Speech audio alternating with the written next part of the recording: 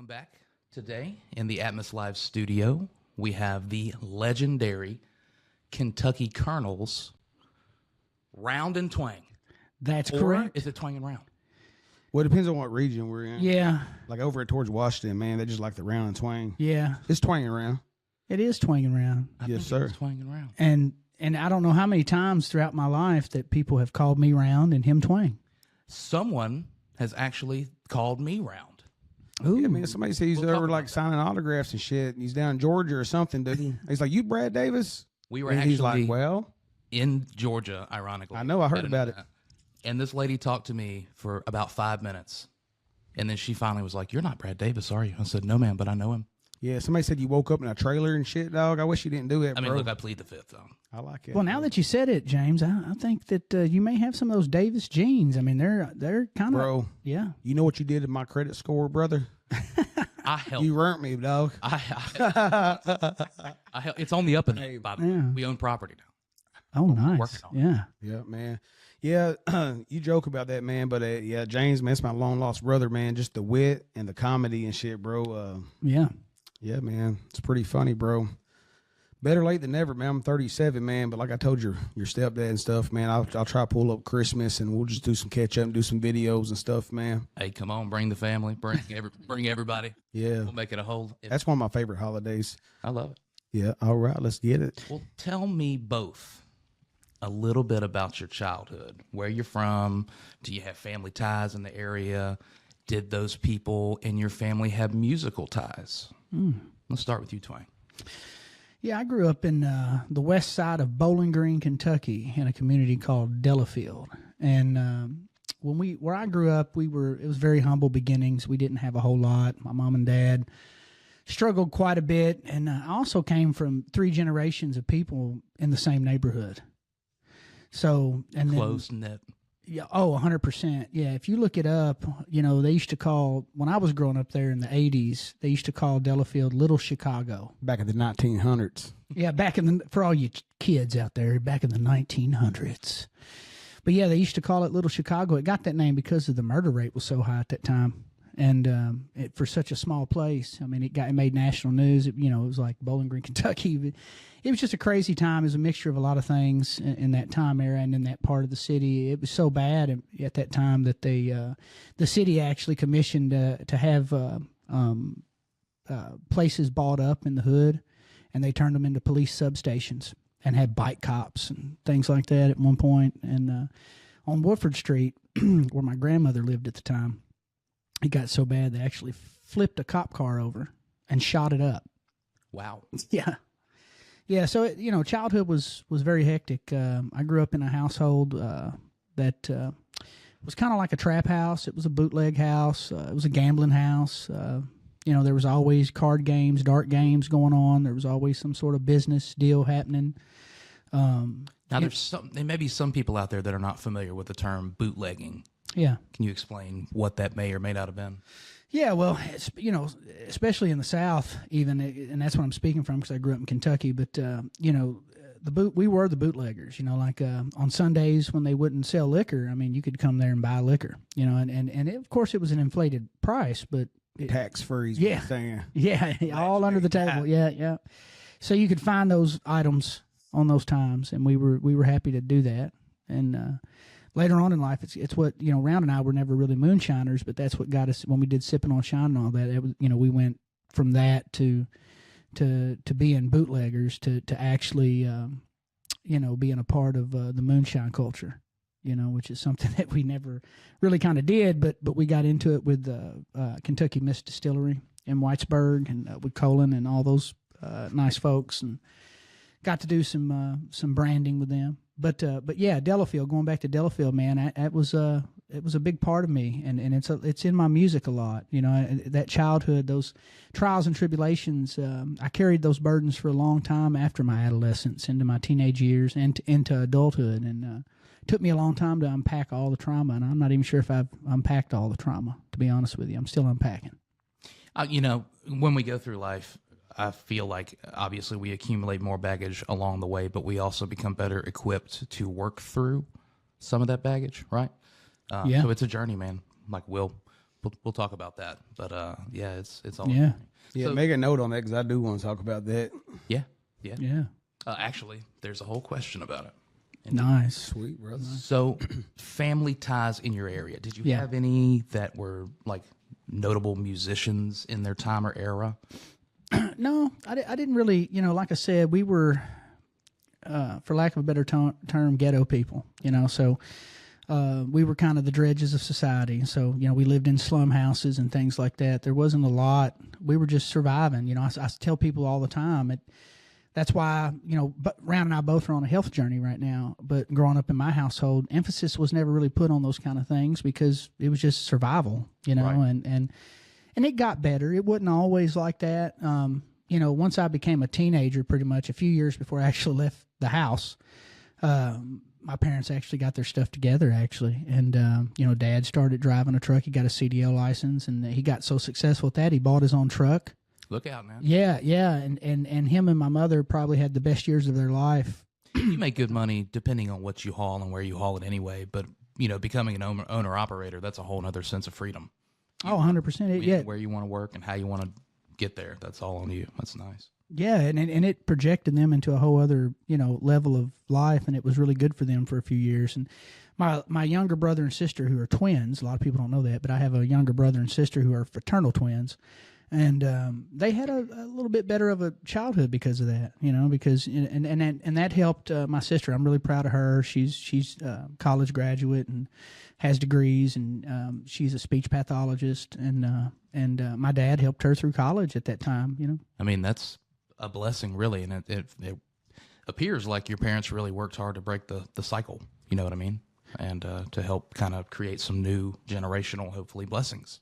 Yeah, man, I'm glad you said that because that's some of that trauma, that I had to unpack. It's I forget sometimes to tell the good things. Right. You know what I mean? And It's now easy to get caught up on the bad. that's right. It's usually, he was the oldest. So, typically it's the oldest anyway, man, especially from that background. It's like, guarantee them dishes, we're leaving town, That's right. That's right. Right. Watch 'Cause your you little would see- sister and brother. You would see way more than they would, or 100%. understand more.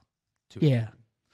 Yeah. There's some horror stories, things that I had to, breaking generational curses. I'm so happy and blessed that to have went through that. It has prepared me and made me a better father, a better husband, a better brother, and going through those things. Just like with anybody else, I sometimes have regressed memories. I have things that come out of nowhere, and it'll come up on me like waves. And it's because I blocked it out. It was so emotionally traumatic that I just kind of, my subconscious deleted it, Well, you're such a generally wholesome and jolly and happy, exuberant person anyway, right? So to have something so taxing like that weighing you down, I'm sure that would really throw you off as a person. So you got to find a way to get through that. Yeah, 100%. 100%. Mr. Round, Yes, sir. tell me where you were born and a little bit about your family ties in the area. Well, man, this is actually a really cool aspect about Twang and Round, where Twang kind of, like he said, grew up ghetto. I grew up in the sticks, but when you look at us, sometimes he wears overalls and stuff and got a big beard and stuff, But no, I grew up in the sticks of Edmonton County. Now, my dad, was a Roundhead Davis, which hence that's how I got the name Round.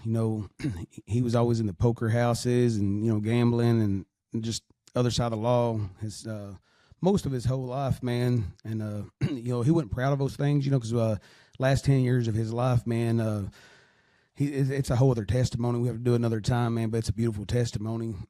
He just, he got in with God, and he got in with, just the whole vibe of just putting out good vibes and just, you can't do nothing about the past. But big shout out to my dad, man. He lives on through me, but that's how I got the name Round.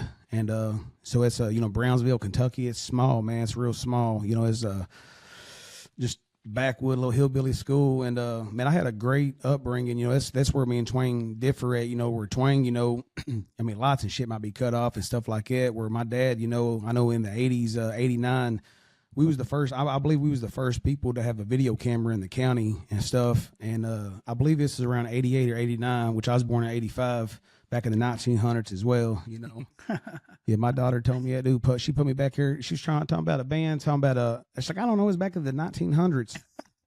that shit changed my life, fam. I've never felt a day older than I was yesterday, man. And I got great. Next week I got a great hair and shit. I mean, it changed my life.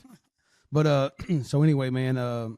My papa was the sheriff, dude, and all the brothers, man. They was outlaws, bro, and did everything to the max. Yeah, your papa had the coolest name. And you know, and here's the thing, bro. There was a lot of money laid out on the floor. Mega lot, bro. And Tojo, that's my uncle. Tojo, they all had nicknames and stuff. And he was like, "Hey," he said, or Roundhead, and he was like, "Hey, Daddy's pulling up." He said, "Go and get rid of him." And he came out there and he said, "Hey, Daddy," he said, "There's something going on there that's career changing." And he's like, "Well, if it's that much money, I want to see it." So he came here, saw on video camera, dude.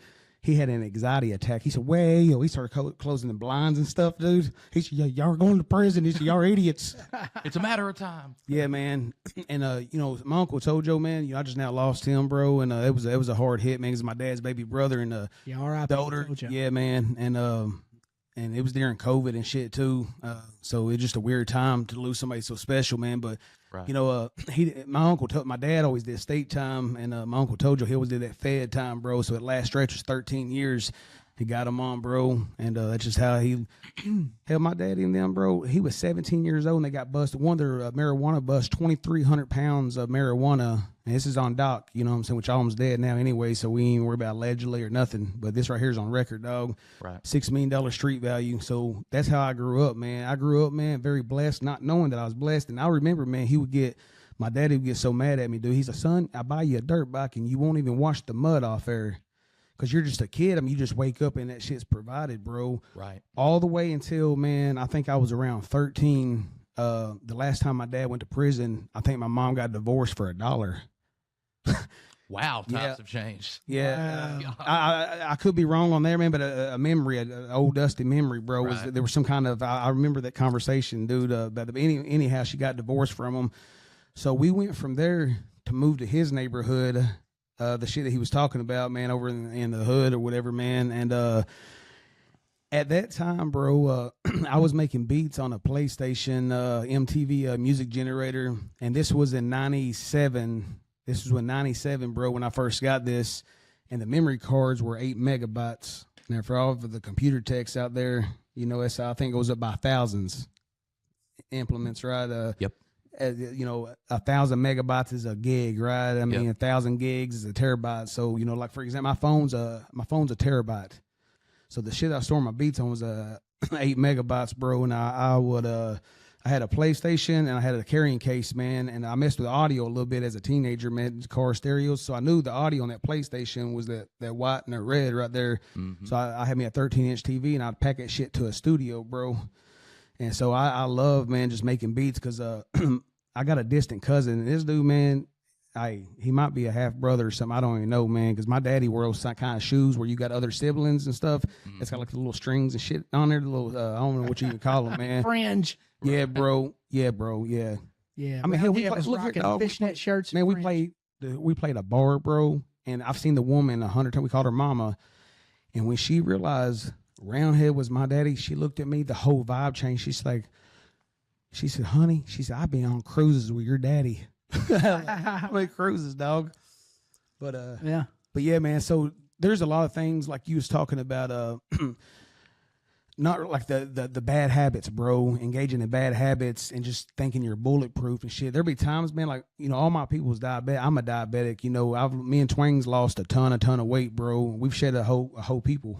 Literally. 260 to 180, bro. And he was 325. He's down the low 200s, man. Yeah. And it was gonna kill us, bro. And that's how my people. When my daddy died of diabetes, all the gangster stuff that he did, man, they took him one toe at a time, all the way up to all to his gut, dog. And my grandmother was the same way. Yep. And see, man, and Twang was there with me through that. And his dad, I was bailing him out of jail on some BS, bro. And while I was checking him out, man, I got a message that his dad had been in a car wreck, bro. And it was in a little small town, and they wouldn't give me no info. But when I knew his ass wasn't being transported to no other bigger unit, I knew it was a rap, dog. So we had to go up there, man, together, bro. And yeah, man. And me and Twang has done so much stuff together, bro. And so many different, it feels like so many different lives and stuff, man. We're gonna unpack a little. Yeah, bit bro. Yeah, man. So yeah, man. That's pretty much it, man. There's things that's what I love about, man. you know, you don't assume shit, man. People's got basic algorithm of the brain where it's like you think you know somebody, but my mannerisms and stuff, you know, you think I did some time and stuff like that. But yeah, I was raised by convicts, man. But you know, I just chose a different path. I kept them headphones on, bro. Made them beats and stuff, man. I've gotten a little trouble, man, here and there, but I try to stay on my A game, man. And you know, made a family and stuff like that, dog. So yeah, we got a lot of similarities, man, and a lot of differences, man. How close where are the places that y'all are born and raised? They're next neighbors. Really? County neighbors. Oh yeah, it all kind of runs together, really. You know, you got Edmonson County, Warren County, Barron County, Simpson County. And you said they're smaller towns, so I'm Logan sure County. everybody kind of knows everybody. Yeah, man. Yeah. Oh yeah. Yeah. My school was an all-white school, bro. Yeah, I mean, there was no other ethnics. And see, man, you know, in prison, bro, I mean, it's segregated, man, you know, and that's how it is. And it's just, you know, not that my people was racist or nothing, man, but it's just how you want, you know, so the. And my school was a melting pot. Yeah, bro. And yeah. Well, I mean, I even heard stories of Twang, you know, where you'd catch racism because he'd be the only white dude on the block or something. Oh, 100%. Yeah. I mean, a lot of people, when they want to pull the race card and talk about that, it just makes me laugh because I know what that feels like. You know what I mean? I used to get picked on because of my voice and white, and I had Elvis hair, and you know, I used to get picked on for that. Little Fred Savage for the Wonder Years. Yeah, exactly right, exactly. Well, I tell you, man, it goes all the way back there. I'm gonna tell you, I've used art and music and all kinds of forms of art my whole life as a defense mechanism too for coming where I came from. It was a therapeutic way for me to have an outlet, like peace of mind, bro. Is peace of mind. Yeah, and what I'm about to tell you, since we're talking about our past, is something that my personal friends will remember from school, from elementary school. So for me, when I was growing up, they had this program called the Solid Gold that would come on TV. And they had these dancers called the Solid Gold dancers, and I would stand in front of the TV with a spoon, and I would mimic, you know, those things. So I started performing that early on. And then in elementary school at L.C. Curry, and people will remember this, we used to have a traffic light on the wall in the lunchroom. And as the light, as the sound would raise in the lunchroom, it would go from green, yellow to red, and then when it would go to red, everybody'd have to be quiet for a while. Well, I started doing this dance in front of my friends called the Roach Dance. My last name's Roach. And I would do it like the Running Man, and I would drop down to my knees and do movements with my arms. Well, it got so popular that they would bring me into the lunchroom. Okay, the school would. And they would turn the traffic light off, and then I would do the dance in front of the whole school. and this was in elementary school, you know. Hilarious. Yeah, so that was that early on, you know, as far as performing and like doing things. Well, that actually leads into the next question was like, at some point in your life, you wake up and you realize like, I want to be an entertainer. I want to be a musician. I want to be an influencer. I want to do this. I don't know how to get there, but like, this is the path that I choose. Like, what was that moment for each of you? Well, for me, man, it was never, I need to get there. It was just doing what I love to do for my peace of mind. And it's like, oh, you like it too? Shit, that's awesome, bro. Just like, you know, I lived next door. When I moved to Bowling Green, when my mom divorced my dad, we moved to Bowling Green where his brother was around the corner from me. And I think he was working at DNF My little Market. brother. Yeah, yeah. See, me and Twang's not blood brothers or nothing, man. But yeah, his biological brother, his baby brother. I think he's working at DNF Market or something, man. Yeah, he had a big old blonde fro, big curly. Driving a Chevette with a system in it. Beating the trunk off, dude. And I like stereos, so it's probably just a little medium conversation like that. You know, I go to that little store and stuff, man. And, you know, long story short, you know, he smoked, I smoked, you know. And so we just kind of started hanging out, and he would watch me make these beats on his PlayStation. He was like, dude, my brother would eat those beats up. Now, I've heard it. If I've heard it once, I've heard it a million times and stuff. You know, like, oh, okay, that's cool. Well, about 5-6 months later, man, his brother comes over, man, got some Tommy Hilfiger overalls on, camo and shit, and he's like, yeah, man, he's like a country man. boy. That's what he hit up, bro. What makes you country? And that shit was hard, and went right to the beat, bro, and I was like, bro, that's like the country CeeLo or some shit, bro. That's country boy, what makes you country? Yeah, 30, 12, 50, mud, terrain. So yeah, that shit was hard, bro. How old were y'all when y'all connected? So probably, man, I was still in high school, man. So probably 15 or 16, man. Yeah, man, we went back. We've been through some shit, fam. You hear me, bro? I mean, golly. Yeah, 100%, dude. And it's been a beautiful journey, man. It's been really cool, man. And that's why, like, I believe in, man, you gotta, meet new people in life and shit, man, cross paths with, because you really miss special opportunities, man. If you sit in a box your whole life, then you will only know what's inside of that box. And some people, and listen, man, There's some good stuff in the box. and you know what? But It's just like the Matrix movies. Like, you want the red pill or the blue pill? Do you want to stay content on your little couch and hit a bow and not do shit, not even make your bed? I mean, this is your journey, fam. This is your legacy. This is your experience. Get one. Yeah, you get one, and you can spend it however you want to spend it. And That's I'm right. really, and who am I to judge that, bro? I mean, shit, if it ain't offending me, I mean, hey, burn them down, son. You know what I'm saying? But just me personally, man, that was just a horrible feeling, dude. Like, especially during COVID when shit just kind of chilled out for a second, man. I was waking up like 4 or 5 in the evening, dude. And for the longest, I liked it because I like that magical hour, dude. 2 or 3, I make some of my best beats right then, bro.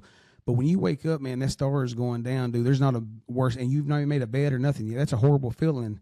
Because, I mean, shit, you out driving around 10 o'clock at night. I mean, you're talking to the law, bro.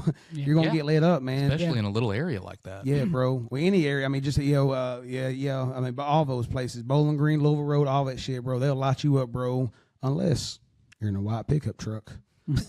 I swear my uncle swore by that, dude, and it is true. I've got one now. I had those little Impalas and shit, bro. If that bitch was out after 8:30 or 9, there's 2 on it, dog. And, it's always enough to get you jammed up. You're always worried about a joint. I'm so old school, man. They don't care about joints and shit, but I'm like, oh, maybe 2 or 3 joints or something in there, dude. Boy, in my day, get a SWAT team called on you in Mississippi. Yeah, now think about my daddy, dude. 2,300 pounds of marijuana. That's crazy. Whatever the thing is that makes you worry or scared, they didn't have it, dude. They just executed, dude. Cut from a different cloth. Yeah, bro. Yeah, Cut from a different cloth. And going back to what he was saying about his childhood, you asked him, when did he realize this, and when did he want to pursue this? Like going back. Oh, I'm sorry. Yeah. No, it's okay. No, yeah. No, but on my side of it, it was like I'd said earlier. I remember church, number one. Singing in church was so fulfilling for me, and that's when I really realized I had a voice. Was in church, and then I bet the first time you sang, they were like, "Who is that?" It happened. Where did that voice come from? Yes, and I'll tell you when it really set in on me as a kid. I remember being, it was either 1st or 2nd grade. I had an art teacher named Miss Livers, and we wound up doing music with her son later on. Who's her son? Alex Livers. Oh, yeah. Sir Lex. Sir Lex. Yeah. So shout out Sir Lex. Yes, shout out. And so anyway, his mother, Miss Livers, was art teacher and music teacher. And we were in there, and she was doing these songs, and she was letting everybody pick out a solo part. And I remember I'd never sang like in front of my classmates. Like that was something like.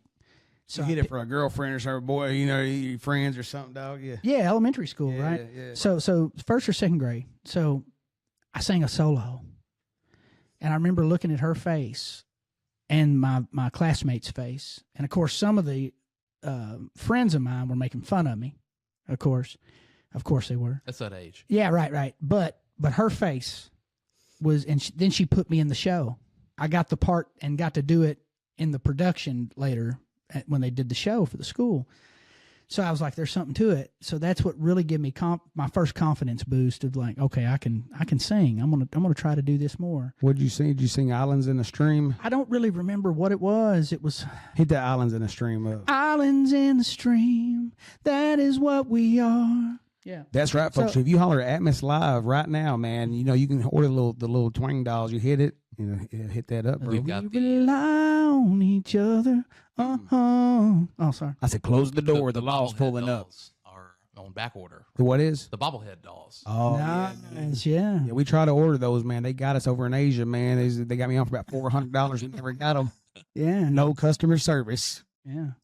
But no, and then to his point, like what's kind of led, like, he summed it up perfectly. Like that is Twang and Round's, like we never do this for money. We've never been in it to get rich overnight. We've never gotten in it because we just want to be the biggest thing on earth, and that's what it is. We got into it because we love to make music, and it's so fulfilling. Peace of mind, bro. Therapeutic for us that what you're actually witnessing and taking in every day in your life is our therapy. And that's dude, wild. It's like a dude hit me up on Snapchat. He's like, man, you need to get away from them electronic sounds, man. Put a live band behind that. I said, listen, bro, I didn't make this for you, dude. I made this shit for me. This is what I wanted to hear. It's what it is. No disrespect. I mean, listen. Kudos to the ones that like it. Yeah, man. Yeah, listen. I mean, we did that too, by the way. Put a stand up and a fiddle behind me. It'll sound amazing. I'm not disagreeing with that. That's right. But this is some shit that I made 3 o'clock in the morning in my boxers, bro, and I just slung it out there, dude. And if you like it, awesome, bro. You know, and yeah, it's 2023. I hate that shit, man. It's like, you know, if I was like, hey, man, what do you think about this? I mean, throw your input out there, man. But it's like, golly, dude. Well, I love, you know, people's misconceptions, you know, like songwriting, even music production nowadays is like every other art. It has progressed and evolved. Is there any wrong or right way? Absolutely not. Right. I mean, we could go with a 4-track recorder right now. I mean, Oliver Anthony just proved that. I mean, you could just stand out in a field somewhere and get a phone and just play the audio, and it'd be good enough to be a #1 across the whole world. Oh, yeah, imagine that band. He's like, look here, Randy. 14 years, man, been trying to so much there in our cornfield and our guitar. Exactly, exactly, and killed it. And that's why that's the beautiful thing about life, because you don't know, man. That's right. We flew out to LA. We've put 14, 15 grand into a video before, and it flopped. Yeah. It didn't do shit. Yeah. Even the fans was even like, y'all are Kentucky boys. What y'all doing right there? But just doing shit different, man. Just doing different stuff, man. But then you got a song that you recorded in the projects, bro, against a concrete wall, and does 1 million streams a month, bro. Yeah. I mean, it happened on us, bro, you know, and it's just like, you just got to sling it out there. It's like, you know, if you like it, great. If not, awesome, you know, it ain't no thing, you know. So on our journey up to this point, you know, what I'm proud of, and because we're also very humble guys, so we don't beat our chest a lot about things, but some of the accolades is, you know, I can honestly say that we've built our music into a residual income, which it's hard to do. It's hard to do in this industry. I don't know hardly many people, even at the top, that's done that, you know, because you have a lot of ways to make it in this industry.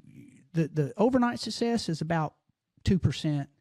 The rest of it's the other 98%, where people, you know, struggle pretty much their whole lives, 10, 20, 30, sometimes their whole life, and never catch a break or never get anything, never even get to a distribution platform, you know. It's really good that you are talking about that, because I have a couple of questions in a minute that speak on the logistics of there being multiple ways to get to the end goal of whatever your end goal is. And some of them involve touring, some of them involve streaming, some of them involve releasing singles, you know, and where you guys plan to that. But I'll save my question for later on that.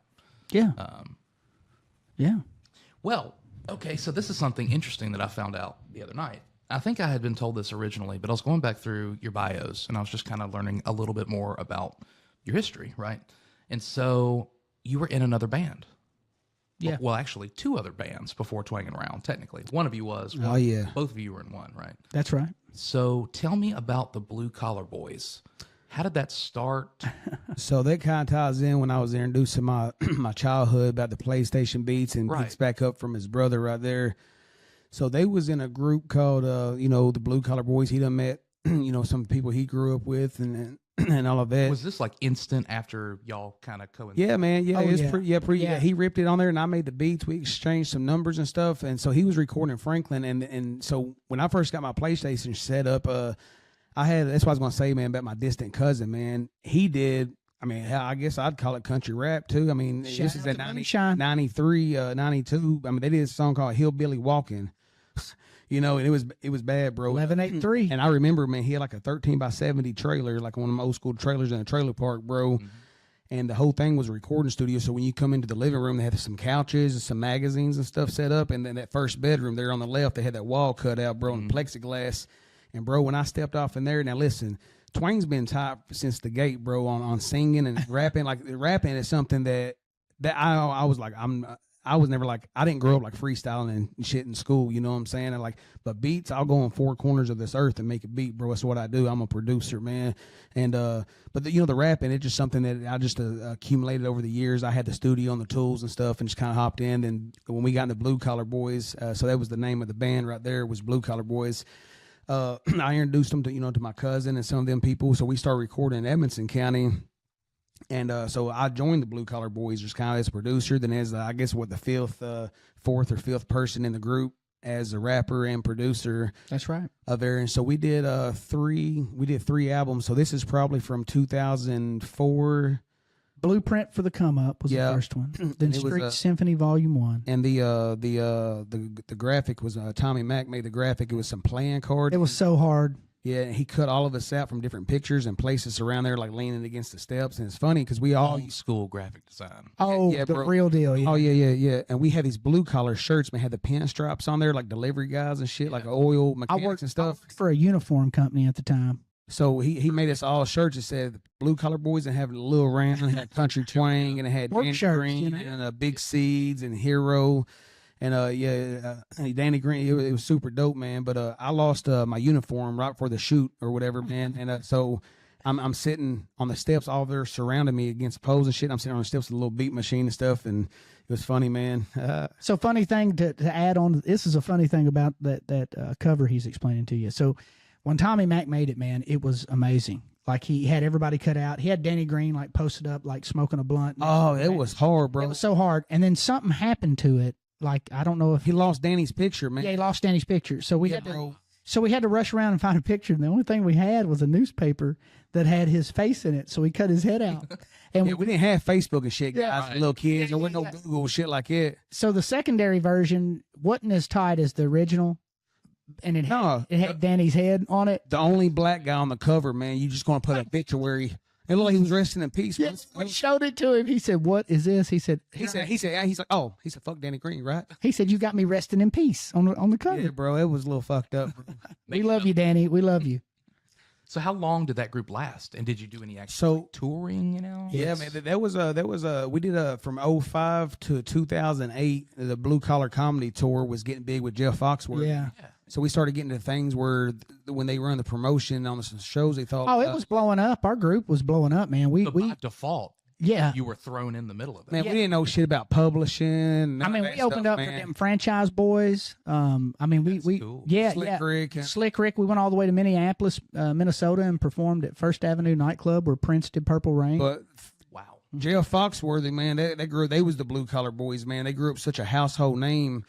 And we had, a couple of street guys in there, man, wouldn't show for studio sessions. They'd be out, man, doing their thing and stuff. And so it kind of just fizzled out, really, man. Then we turned into a record label, Bluegrass Cheddar right here was our deal right here, which is now his publishing company now, which is really cool, man. Yep. So there's about 60 people, man, that has this, That's dope. Some of them's even in the ground now. Yeah, some of them are, yeah. Yeah, and rest in peace, Roscoe. I met a guy, just from the other scenes and stuff, and he loved music, man, and it was like some hustle and flow shit, bro. He had a Cadillac on 22's bass car, but he had his like Casio keyboard he packed with him and shit, and had 2 tracks on there, so he could play a beat, clap, and a hi-hat all on one track, and he'd play it for a couple of minutes, and that'd be tracked out. Then he would lay some keys in there, then he would freestyle the third one because they didn't have the third track, bro. I was like, bro, your timing, bro, is crazy. Then he'd watch me. There's Fruity Loops back in the time, which he turned me onto my first Fruity Loops. Like I said, I was making beats on the PlayStation. Man, I was on that from 97 to about 2001, 4 or 5 years on the PlayStation, dude. Imagine you and Re-Up had made. Bro, it'd been crazy. Oh, yeah. Well, that Twang and Round fact he just dropped is one of the ones that puts it into perspective time-wise for me. Like when he and I met, I was making my own beats and everything. I was working with a Tascam. I was using Fruity Loops to make beats. And this is the first Fruity Loop program. Yeah, bro. He made damn beats in like White Stripes and shit. I was like, dude, that has bass. So I had to go get me a computer, bro. That shit was hard, dude. Yeah. Re-Up, man. Crazy that you were making beats and rapping, heard his beats that were made on a PlayStation, and decided like, hey, man, we need to get together. I need to, catch you. Bro, everywhere I went with that PlayStation, man, I walk into a hood, man, I'll be the only white guy in there, bro. And when I remember the first time I was over at Street Mate over at J Rose, dude, and I hit that because it looked like some janky shit. Oh, they laughed at him when he came in. They laughed at him. When I hit start on that bitch, we was about 30 seconds in, and they just all silent, man, smoking. Yeah, nobody was laughing. Yeah, bro. He was like, so man, he was like, you made that on that PlayStation? I was like, yeah, bro. I was like, I got a whole slew of them. So then I started going there and tracking my beats. I'd buy some studio time. Then I go to my aunt's house, man. Then I'd sell my beat. I got to where I was selling beats. So we made the newspapers, man, in 2004, and that's hanging in the studio, bro. Yeah, I got I got the game and shit too, man. It's up on the shelf, dude. And It's a newspaper clip from 2004. So when people want to talk about this genre of music and they want to check stamps and stuff like that, late 90s, early 2000s. But see, I don't compare journeys. That's where they're fucking up at. I don't compare journeys. That's dude. correct. I'm here doing my own thing, dude. You know, That's correct. Speaking of that, and I hate to put this pause in there. Are you getting ready to give away a Buick? Nice. Maybe depending on Y'all watch this whole thing, man, and hit this little QR code. I'll go ahead. So you guys created your own genre of music. Yes. Because you didn't like being thrown into a box because that would have limited in which direction you could maneuver. Right? Yes. Well, the best way I like to put it is Throat singing. society, throat singing. Society likes to divide and create and compartmentalize things. Mm-hmm. We're Kentucky boys that make music, and that's it. And the influences we both have has influenced us to be the artists that we are. I grew up in a household where Nanny and Papa was listening to Hank Williams Sr., Conway Twitty, George Jones. Mom and Dad was listening to Pink Floyd, Creedence Clearwater, Black Sabbath, AC/DC. I was listening to Tupac, Biggie, even the old school, Too Short, Rakim. Everything. Everything, man. Hip-hop, Pretty cool. The Beastie Boys. Three generations like living together. Yeah, yes. That's pretty cool. So you take all of that, even with the bluegrass element, because my grandpa had a bluegrass band at one time. You take all of that, and that's what we are as artists. And you two have to call it a unique sound is not the right verbiage for it. You have the only sound like yours out there. So it's more than unique. It is like a one-off. Yeah. If that makes any sense. There's nobody else out there that produces like he does and sings like you do, and then y'all rap together. And I think, thank you, because I don't really follow that's what's so weird. Like originality. Yeah, that's what's so weird. Like in interviews and stuff, it's like, so like, what artist did you grow up? Like I didn't really grow up. I'll be honest with you, dude. Coming out of Edmonson County, I remember when Dre dropped that the Chronic 2001. I bought the instrumental before I bought the actual record.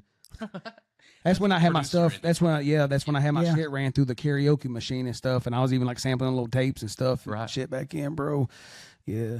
Yeah, I love when he brings up like old things like that, because Brown don't get enough credit at all about his production and where he's been with that and everything. I like blending in. I can listen to 10 seconds of any one of your songs without any lyrics on it, and I know that it came from you. Yeah. Like you have a very particular. I don't know if it's because you're so anal about getting it perfect or what it is. Yeah, I turned around, man, some of my seat backwards. I like shit that pounds. I know D-Thrash, he's like, dude, nobody does percussion like Lil around the beat, man. My drum patterns, and man, there's several people even said that, man. I know Smo even said that about my drum patterns and shit, too. He's like, maybe you take your drum patterns and you do live instrumentation on top of that. That's platinum shit. Big V from Nappy Roots, he told me that, too, man. And that's somebody else right there that's an underdog in the game. I would love to. Big V. We can get him. Oh, absolutely, absolutely. Big V, man. He'd love to be here. I'm not. Big V's a great rapper. It's not really my style of rapping and stuff, man. But his songwriting, dog, it's elite.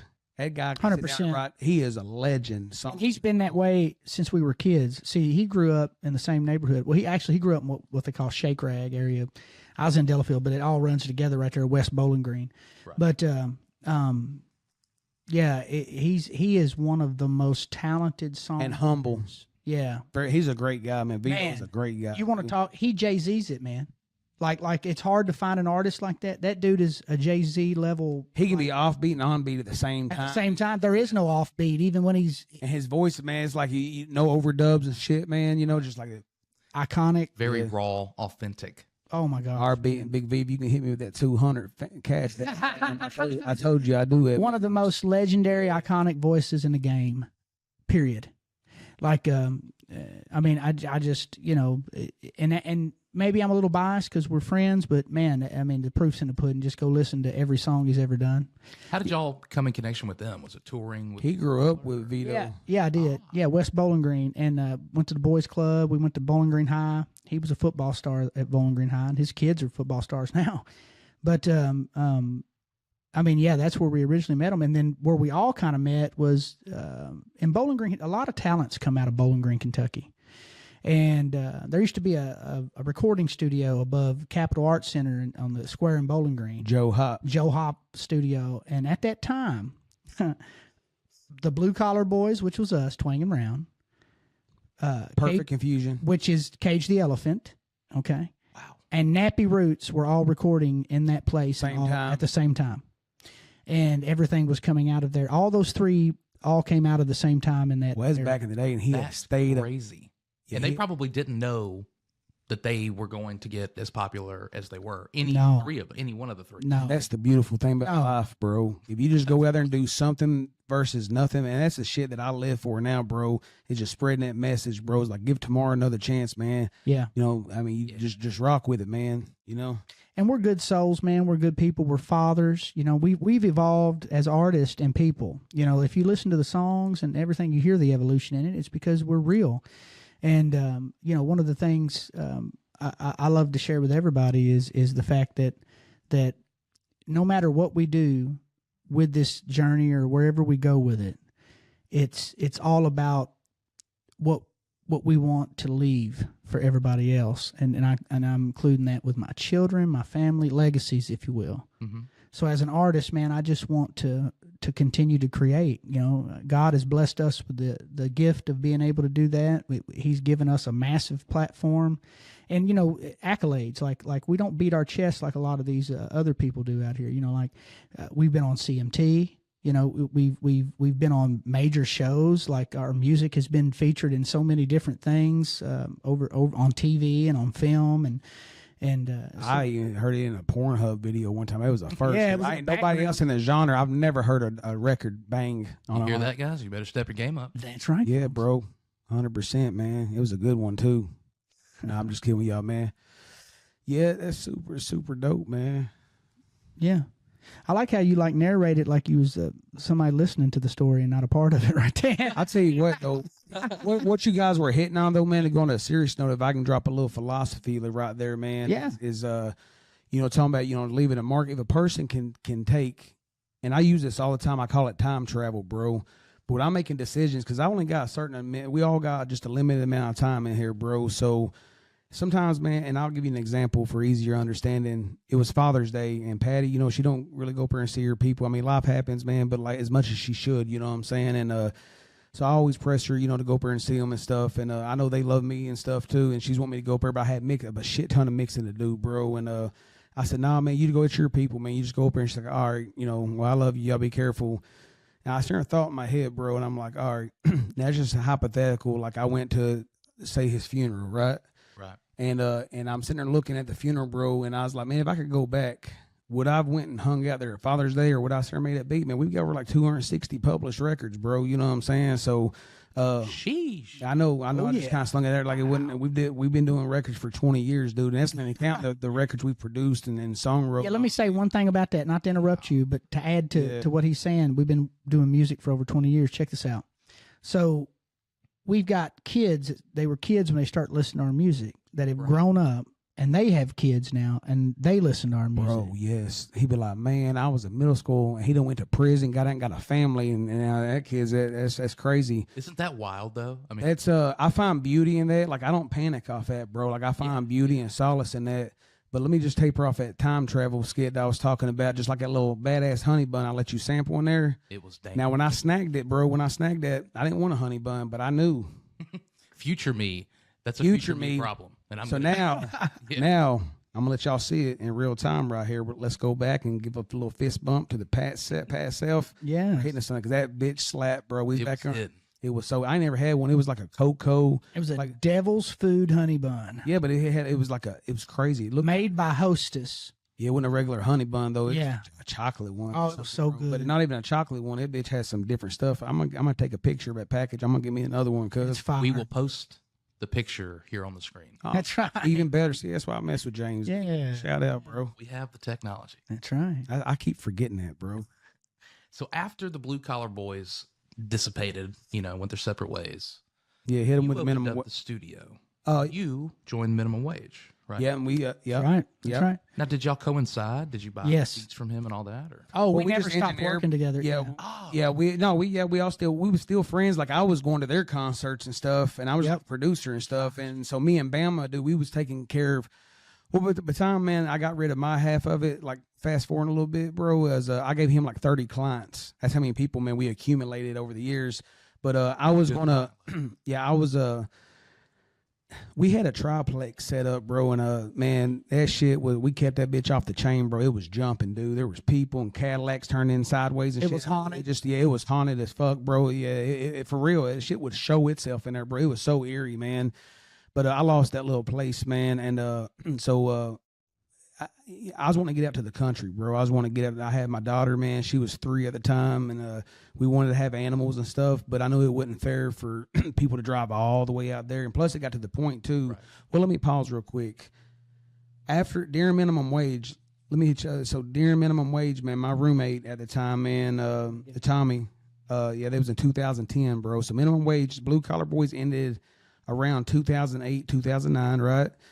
Minimum wage was jumping, and they did one album there. Then my roommate committed suicide, and we was all there at the studio and hanging out, and we did we write Outside My Window? I don't know that night or what, man, but it was very soon right after his death, and I believe they played that at his funeral, right? They did, yeah. And yeah, bro, and that's the first song, and we wouldn't even twang around then, but that song just started, like, we gave it to buddies on CDs and right. burn it, all that. Then we did, my buddy worked at a gentleman's club, wanted a dance song for the girls or whatever, and like Twang is the hook master. I mean, you know what I'm saying? I mean, just I ain't saying it's my business partner. You know, he's good, bro. And so here, Kitty Kitty, man, laid it down. Now, it wasn't, you know, I didn't get blown away with the record, but I was like, yeah, this feels good. They can dance to this, man. And yeah, that song right there, man. That's the one, bro. And let me tell you something from the outside looking in. Okay, I had heard that song way before I actually met. Yeah, a lot of people had, bro. Okay. And I remember when I walked up, I was looking at both of you, and I'm like, "That's the Here Kitty Kitty guys." Damn, I've never heard that in a sentence. They'd be like, "Take your hat off, boys. The Here Kitty Kitty guys." Some respect, dude. Yeah, we're definitely them. I mean, you can't deny it. It was at that same event. I swear it was a Blue Holler. Y'all performed that night, and every single person in the park, from kids to grandmothers, were up and moving. Yeah. And singing every word, bro. Yeah. It's a whole family thing. Like, they knew every part of the song. And that's what I look. We do a lot of mud parks, and for the ones that don't know, that's like an ATV park. You ride all day, then you pull your four-wheelers and units up to the concert. And what I love about that, man, is typically like in a club or something like that, you got like a specific kind of demographic, you know, or the ones that's just loyal fans that come out. But a mud park, man, that is a cool culture, because I've seen 3 generations, maybe even 4, just congregated up, and it's and I love the concerts too. Concerts is really stressful, and I've really found peace in not doing a whole lot. And I know you are, you know, we're not about the money, man, but it's got to make sense for me to leave my family. So it's either got to be on my heart, right, or because it's really about just the time, man. If I had more time, bro, I'd do a lot more shit, bro. You know what I'm saying? I really didn't even want to do, bro, but it's got to make sense, bro, for us to, you know, leave our families and stuff, man. So, yeah, let's stay on track, bro, because I'll take y'all to another direction, bro. No, going back a little bit to, you know, we was talking about minimum wage. Like, when I started that band, it was after the Blue Collar Boys kind of fell apart, and it really grew me as a musician, because the live music, man, was just where I really, really enjoyed being as an artist, and just being able to do, you know, that kind of freedom. Yeah. So did you have a full band? I did. Yeah. Okay. Yeah, it was It's a Southern rock band, bro. It's bad, dog. Yeah, I loved it. We did one album, Work, Sleep, and Eat, and it's just amazing. You know, and what happened with that is we just went different pathways. The band kind of, and it was perfect timing, and it was meant to be that way. Looking back on it now, that's what's so crazy, because it really didn't even break the band. It was already falling apart. Then when we lost, man, Tommy, that song, like I said, those songs started circulating all the way until I got a message, bro. It was like, hey, I bought one of your hoodies and I washed it and it fell apart. I'm like, hoodies? I ain't got no hoodies. And so, man, this chick, man, she had a flea market booth, man. She had me holding guitars and shit, bro. It was crazy. Yeah, we walked up on it, man. Yeah, it was. Yeah, and it wouldn't even crazy. like if it was good quality stuff, man. We probably could have worked it out, man. But they was doing iron-ons, like her daughter was hit flat irons and shit. But it was crazy, dude. But there was a couple people who were buying stuff when we pulled up, man. So that's the thing about it, man. It's like, which I really don't even try to measure the success of our company or nothing like that. I just I'm just out here, you know, doing what I do and doing what he does, man. But sometimes you do wonder, man, like how much of it has it reached? Because you see the algorithms and you see, or the playlist, you're like, damn, man, it's in this country, man. And that's what I do love about streaming. Now, streaming, we're getting robbed. I mean, here's the thing, man. It's like Spotify, bro, is like, I'm not really even, you know, I'm not tearing nobody down or nothing, man. But I want to know the logic behind this. It's like, you charge your customer $15 for a service. You're just a host and service, fam. Nothing as far as I know. Okay, man, but it takes me playing. You got to get at least 2 streams, 3 streams to even make a penny. It's like fractions, and that's ones if you own 100% of your royalties, which a lot of the OGs don't. Now the young guys, man, I mean, you can get your own. I don't understand the concept of a record label nowadays. Now we was with Ron. Ron is a legend, bro. If we met in the '90s, bro, I mean, we might not even met, bro. You know what I'm saying? That dude was. Well, I think that would have went too. There was just things even internal in that deal that kind of. Well, he ran, like a Fortune 500 company, which is very successful, man. But now the consumer wants to talk to you. Ron is somebody that owned a label. 13 Skulls. Oh yeah, Ron Spalding's a legend, good friend of ours. Yeah. Love him to death. He is a funny dude, man. Yes, hang out with, man. He's family to us. Yeah, 100%. When did y'all sign to them? That was in we did Average Joe's. We won't talk about labels, man. So we did Average Joe's first, and here's the thing, man. There's been good and bad things to every label, but if I had to go back, I wouldn't change it because it brought me here, bro.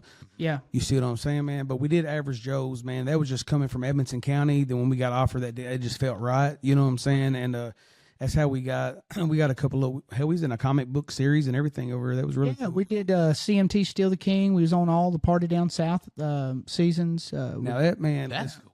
Yeah. Well, and I didn't even know nothing about publishing or nothing. Nothing. Who was doing? Ron was doing all that. No, that was Average Joe's. Over at Average Joe's. Got you. Yeah, man. But and that's the thing that I tell artists and stuff now, because like people like want to work and stuff. I'm like, well, man, do you got like publishing and stuff like that? It's like, what's that? And I'm like, listen, man, no disrespect, man, but these are some of the things you need to check out, because what happens is like, oh man, just use that guitar lick, man. We're good.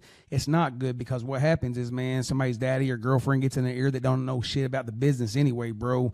And so it's better, man, guys. It'll cost you long term. At 100%. So artists, man, I would have work releases and stuff. It's good, man. That's just like when we was talking about the podcast. What I tell you right out the gate, I was like, what do you need and all that? Because I like to get in that shit. I don't like assuming things. I like communication. I love it. I'm gonna give me a t-shirt. Communication. I love it, because that shit's lost. I'll make you a design today. I'll send it to you. I think that's a high goal right there. Yeah, Today's almost gone, cuz it's 11:30 at night, bro. What you gonna do?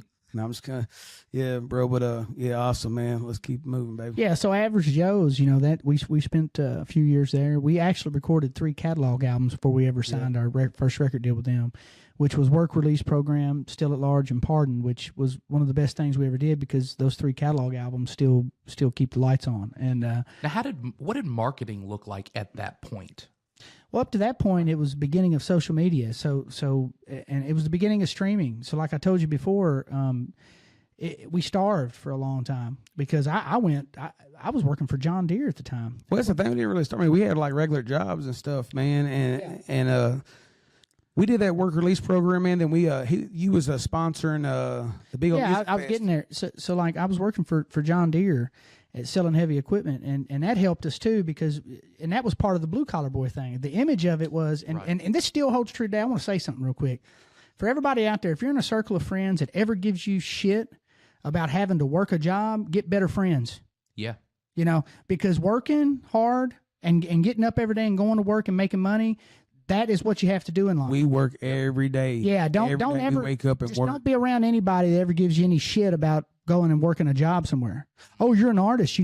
Sometimes that don't pay the bills. You know what I mean? Don't be around nobody that tears you down in general, man. 100%. 100%. If you can't find those people, great. Yeah. Save the energy. Save your energy. Yeah, go where you're celebrated, not tolerated. Yeah. And so that, with that being said, I was working at John Deere at the time, selling heavy equipment, making great money, man. I was making great money. And so when we signed our first record deal in 2013. Well, we was knocking on bus doors and shit. Yeah, that's right. When I was with John Deere, I sponsored this concert festival in Owensboro. Big old music fest in Owensboro, Kentucky. So I donated all of the power equipment to run that concert. So in return, I got backstage passes and got to meet the artists. Couple golf carts, how we do. Yeah, yeah. So we met Jason Aldean and we met Colt Ford. And at the time, I even Jake Owen, I think, was there. We were throwing CDs. Well, we was man about half lit. We was not gonna bust doors, and they was confused, like, who the fuck are these guys? You know, so I'm like, hey, where's Code at and all that. He was doing an interview, bro. And he's like, we're here. If you can just give him this CD, that's all we want to do. And he's like, all right, man. Well, he did, man, because Rachel's secretary gave us a Facebook message. It was like, hey, he gave you your CDs to Shannon. Shannon wants to meet you guys. How far are you from Nashville? And we was like, man, we're in Bowling Green. I can come right now. So she set an appointment up. Well, we slid down there or whatever, and then it was weird because she's like, Shannon must have been busy. He's not even here today, like when we got there. And she's let me call him real quick. I'm so sorry, guys. Right? Yeah, that's exactly right. This was a legendary day. It was a beautiful day. Yeah, bro. And so she's like, well, she come back. She's like, well, good news, guys. Shannon's going to come and pick you up and take you to Bridgestone Arena. I was like, oh, okay, cool. They're filming. She's like, I'm a little jealous. Yeah, they're filming Waylon Jennings tribute. Well, we didn't know that. Yeah. So he didn't even mention that. We just kind of just talking small talk, bro. Then we went all the way over to the. I ain't never been to that place before, but opened up.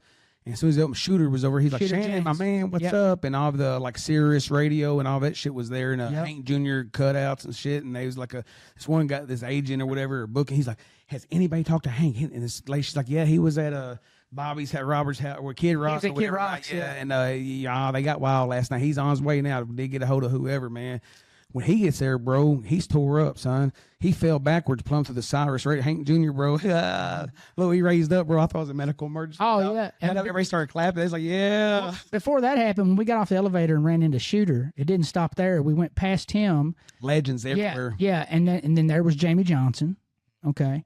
And then there was all of Waylon Jennings people there. You know, so this was closed circuit. CMT was there, so the only people that was allowed to be there was press, right? Family stuff like that. So I didn't even realize like how big of a thing that was until I started seeing it advertised like six months later on CMT, and it was awesome. It was the tribute to Waylon's life, bro. And of course we got to be there. We got to link up with Struggle and shit along the journey, man. And Twang, actually, man, when Struggle was getting ready to go to prison and stuff, or when he first went to prison, man, we did a song with D-Thresh. It's called Waylon's Gone. Yeah. And he's talking about free struggle so he can rap about his papa and shit. It was hard. It was a hard verse, bro. Yeah, and something that a lot of people don't know is that when Struggle and Jelly Roll were coming up to Bowling Green, we did shows with them then. Whiskey Dicks, the big show we did over. Yep. So, you know, that was before prison.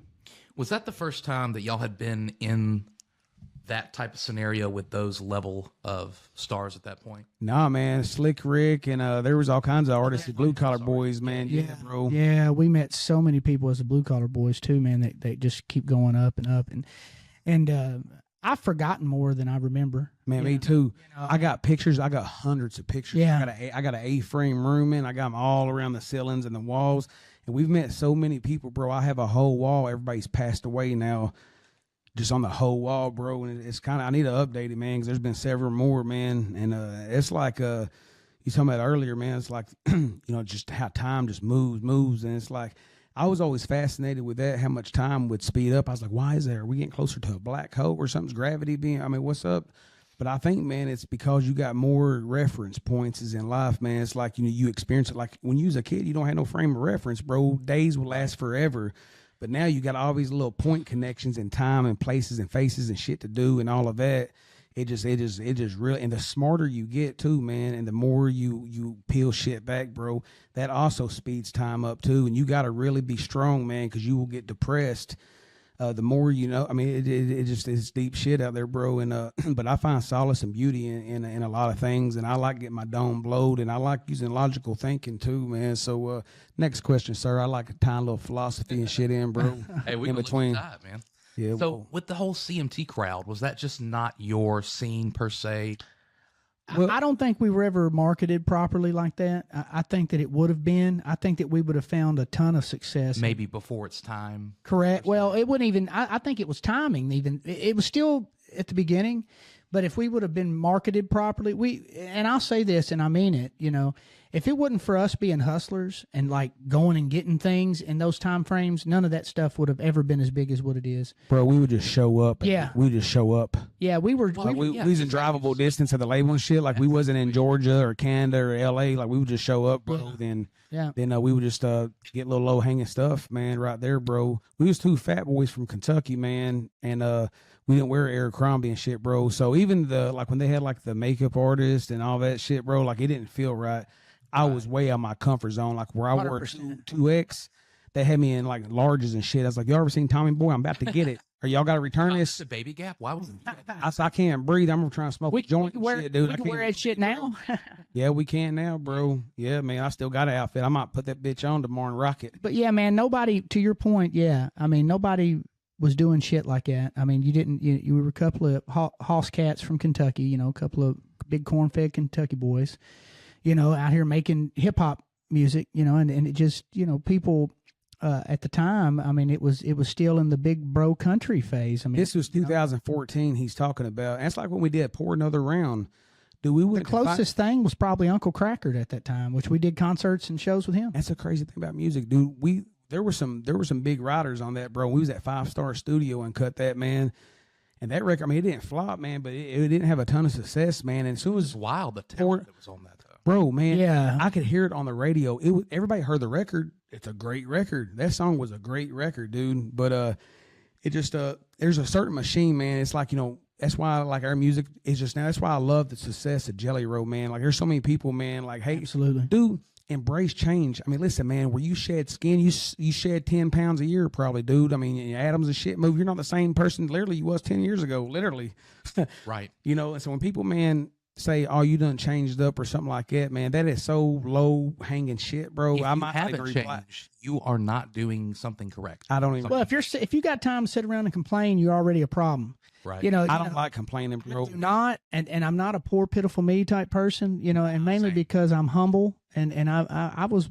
But you had to work to get to where you are. Correct. No room for pinheads and no room for pity parties. None of that, bro. That's right. Facts. That's Facts. right. Facts. Yes, sir. All right, now to a commercial. Applebee's. That's right. Applebee's is giving away 45 different menu items today for Atmos Live. So if you're tuning in at Atmos Live right now and you want some good old Applebee's, if you want to be like everybody else and have fun in your neighborhood, listen to the end of this show and wait for the UPC code or the barcode. And that was good, bro. That's so good, dude. This is Velvet. I'm gonna get one of these microphones, bro. I love how they're microphones. And I'll tell you, the soundboard too. There's some tricks and. Oh, I knew some shit. I knew some extra shit was going on. I knew it just wasn't gonna be a plug and play, bro. I was ready to go down there, bro. There's some stuff I can show you. Really, and every single one of these that I've done has been a complete learning experience. Sure, yeah. Because all this is from scratch. I'm completely self-taught. And if I don't know how to do something, or if something looks wrong to me, one, I have to figure out what is it called when this doesn't look right. And then I'm like, okay, well, how do I fix this? How do I progress for the next time? And so I'm starting here. And I'm like, hey, honey, I said, pull that chat GPT up. I said, give it this prompt right here and see what it tells me. That's right. I said, screenshot that hoe. Chat GPT is going to change the world. Either get yeah, with it bro. or get left, man. Oh, I'm making leather jackets and everything now. I couldn't do shit before, bro. Yeah. That's why I love it. There's really no excuses, man. You don't know how to change something, bro. Did you get your gears and shit locked up in a Husqvarna, man? Click at YouTube on, bro. It just takes a little effort. Don't be scared. Right. Don't be scared to pull a flathead out. Right. I mean, that's how I learned how to do everything. That's like, man, I was over his job one time and dude was like, hey, man, can you put your forks down, man, and lift his pallet a little closer? I'm having to walk an extra 30 foot. I said, hey, bro, let me blow your mind. He's on a little pallet jack and shit, bro. I was let me blow your mind, bro. You drop your little 36 pallet, you got the same forks as me. I said, back that bitch on up in there and get it. I said, it's the same kind of shit like, mama, meatloaf. I was like, give me another bowl. I said, do it, bro.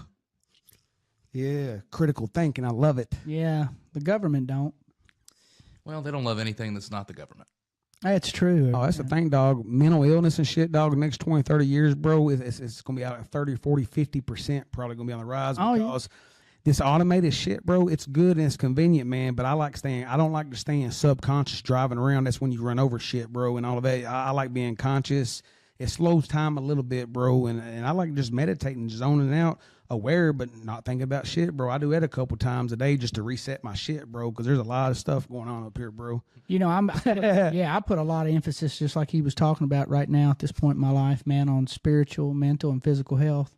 Mm-hmm. You know, those things, all three of those things I just mentioned, man. Without those, you're going to suffer. You're going to suffer. What was the tipping point for each of you? Because I know each of you have your own family stuff going on, and we won't go into all that. But I know both of you decided to go on this health journey, for instance, where you started eating better and you really, I mean, everything has changed for you. So what was the big pivotal moment where you just woke up one day and you're like, nope, not tomorrow? Well, mine was a culmination of a lot of different things in life. One of the biggest ones for me was my 2-year-old son. You know, I have 5 children that range from 21 to 2 years old. I have 3 boys, 2 girls. And just, you know, I didn't want to be, I want to be around for them as long as I can. Number one, that's the best goal, you know, and the best outcome. Right. Number 2 is the quality of life while I'm here, you know, to be able to spend quality time with them. Because when I was at the height of my weight gain and I was drinking a lot, I haven't had a drop of alcohol since December of last year. Wow. Congrats. And thank you. And I, you know, that's a big thing. Yeah, it was for me for sure. That's we'll have to put the before and after pictures on a little video right here, man. Yeah. I'll do it for you. Yeah. He's got one and I got one, bro. Send me the Amish Hulk picture. the Amish Hulk. Oh yeah, he said it looked like Kenny Rogers and 50 Cent's like the doing Mini Men. Yeah. Oh, Kenny Cent. Yeah. No, but that was, you know, just being there and being healthy and you know, at the end of the day, I don't care how much money you got or what you done, but if you don't have your health, man, you're in trouble. Big facts. So that you know, just being healthy and being able to preserve life for my kids and family and friends. Yeah, mine's actually pretty specific, dude. So I got some people down in Florida, man. That big shout out to Eddie Neal and Gail and all of them, man. They opened their home up when I met them. I was in a foster home as a kid, bro. And my foster dad, man, big shout out Casey Emmett, dude. And his cousin, man, he was a cowboy, man, rode horses and all of that, man. You know, I just really hit it off with him real good, bro. And you know, he got married later on, which we went to his wedding and stuff, man. As he moved to around Tampa Bay as like Anna Marie Islands. So every time we went to Florida, man, hell, we just started staying over there, man. Like the whole family, they'd open up their whole house, bro. And we stayed there for like a week or something, bro. And it was so awesome. But his mother-in-law, man, she's a nurse, and she was like, "Hey, can I check your blood pressure?" And I was like, "Nah, you know, I ain't trying to see that shit, dude." You know what I'm saying? And I was like, "I feel good, feel fine." But she was always on there. Then she just like be having real. I got really, man. She is the one that put into action for me, man. And she's like, "Well, you know, you need a." And I think I finally learned like 3rd or 4th trip down there or something. This is over a couple of years, man. She'd always hit me with this like late night talks or something, bro. And she was like, I think I checked it and it was really high, bro. And you know, I was like, you know what, man. I'm going to go to the doctor, and I hadn't been to the doctor, dude, since high school, so it was scary. I was in my 30s and stuff, bro, and I was like, as soon as I go to the doctor, I didn't even have a doctor. I was like, I'm going to find me a doctor, bro, and That's how you know you've grown up, when you find a doctor. Oh, yeah. 100%. Yeah. Yep. That, or you buy a new set of tires for a car. That's stage 1. Yeah, right. I was at Walmart the other night, bro. I bought a vacuum cleaner, clean stuff. But there was everything there was full grown, cuz. I was like, bro, but I did. I stayed true to my word. That's one thing, man, is I'm a man of my word, bro. If I tell you I'm gonna be here at 3 p.m., I mean, I communicate with you all the way down here, dog. Yeah. If I don't show up, bro, something's happened to me. It's not good. Right. You know what I'm saying? Right. So, search party. and that's one thing, man, that a lot of people, man, if you ain't got your word, you ain't shit, bro. Yeah, bro. And yeah, we don't flake. Yeah, bro. So I'm just a firm believer. So I told her, I gave her my word. I was like, you know, I appreciate that, man. And I know I got a family and I got a company and stuff, man. And you know, now listen, man, if I didn't have a company or my family, I am a type of dude. I would just go until I said bye-bye and just hope I didn't drop at a Kroger. Right. You know what I'm saying? Hear the kids, you know. Yeah, bro. I was like, hey, I'll just go up behind an oak tree or something, lay down. You know what I'm saying, bro?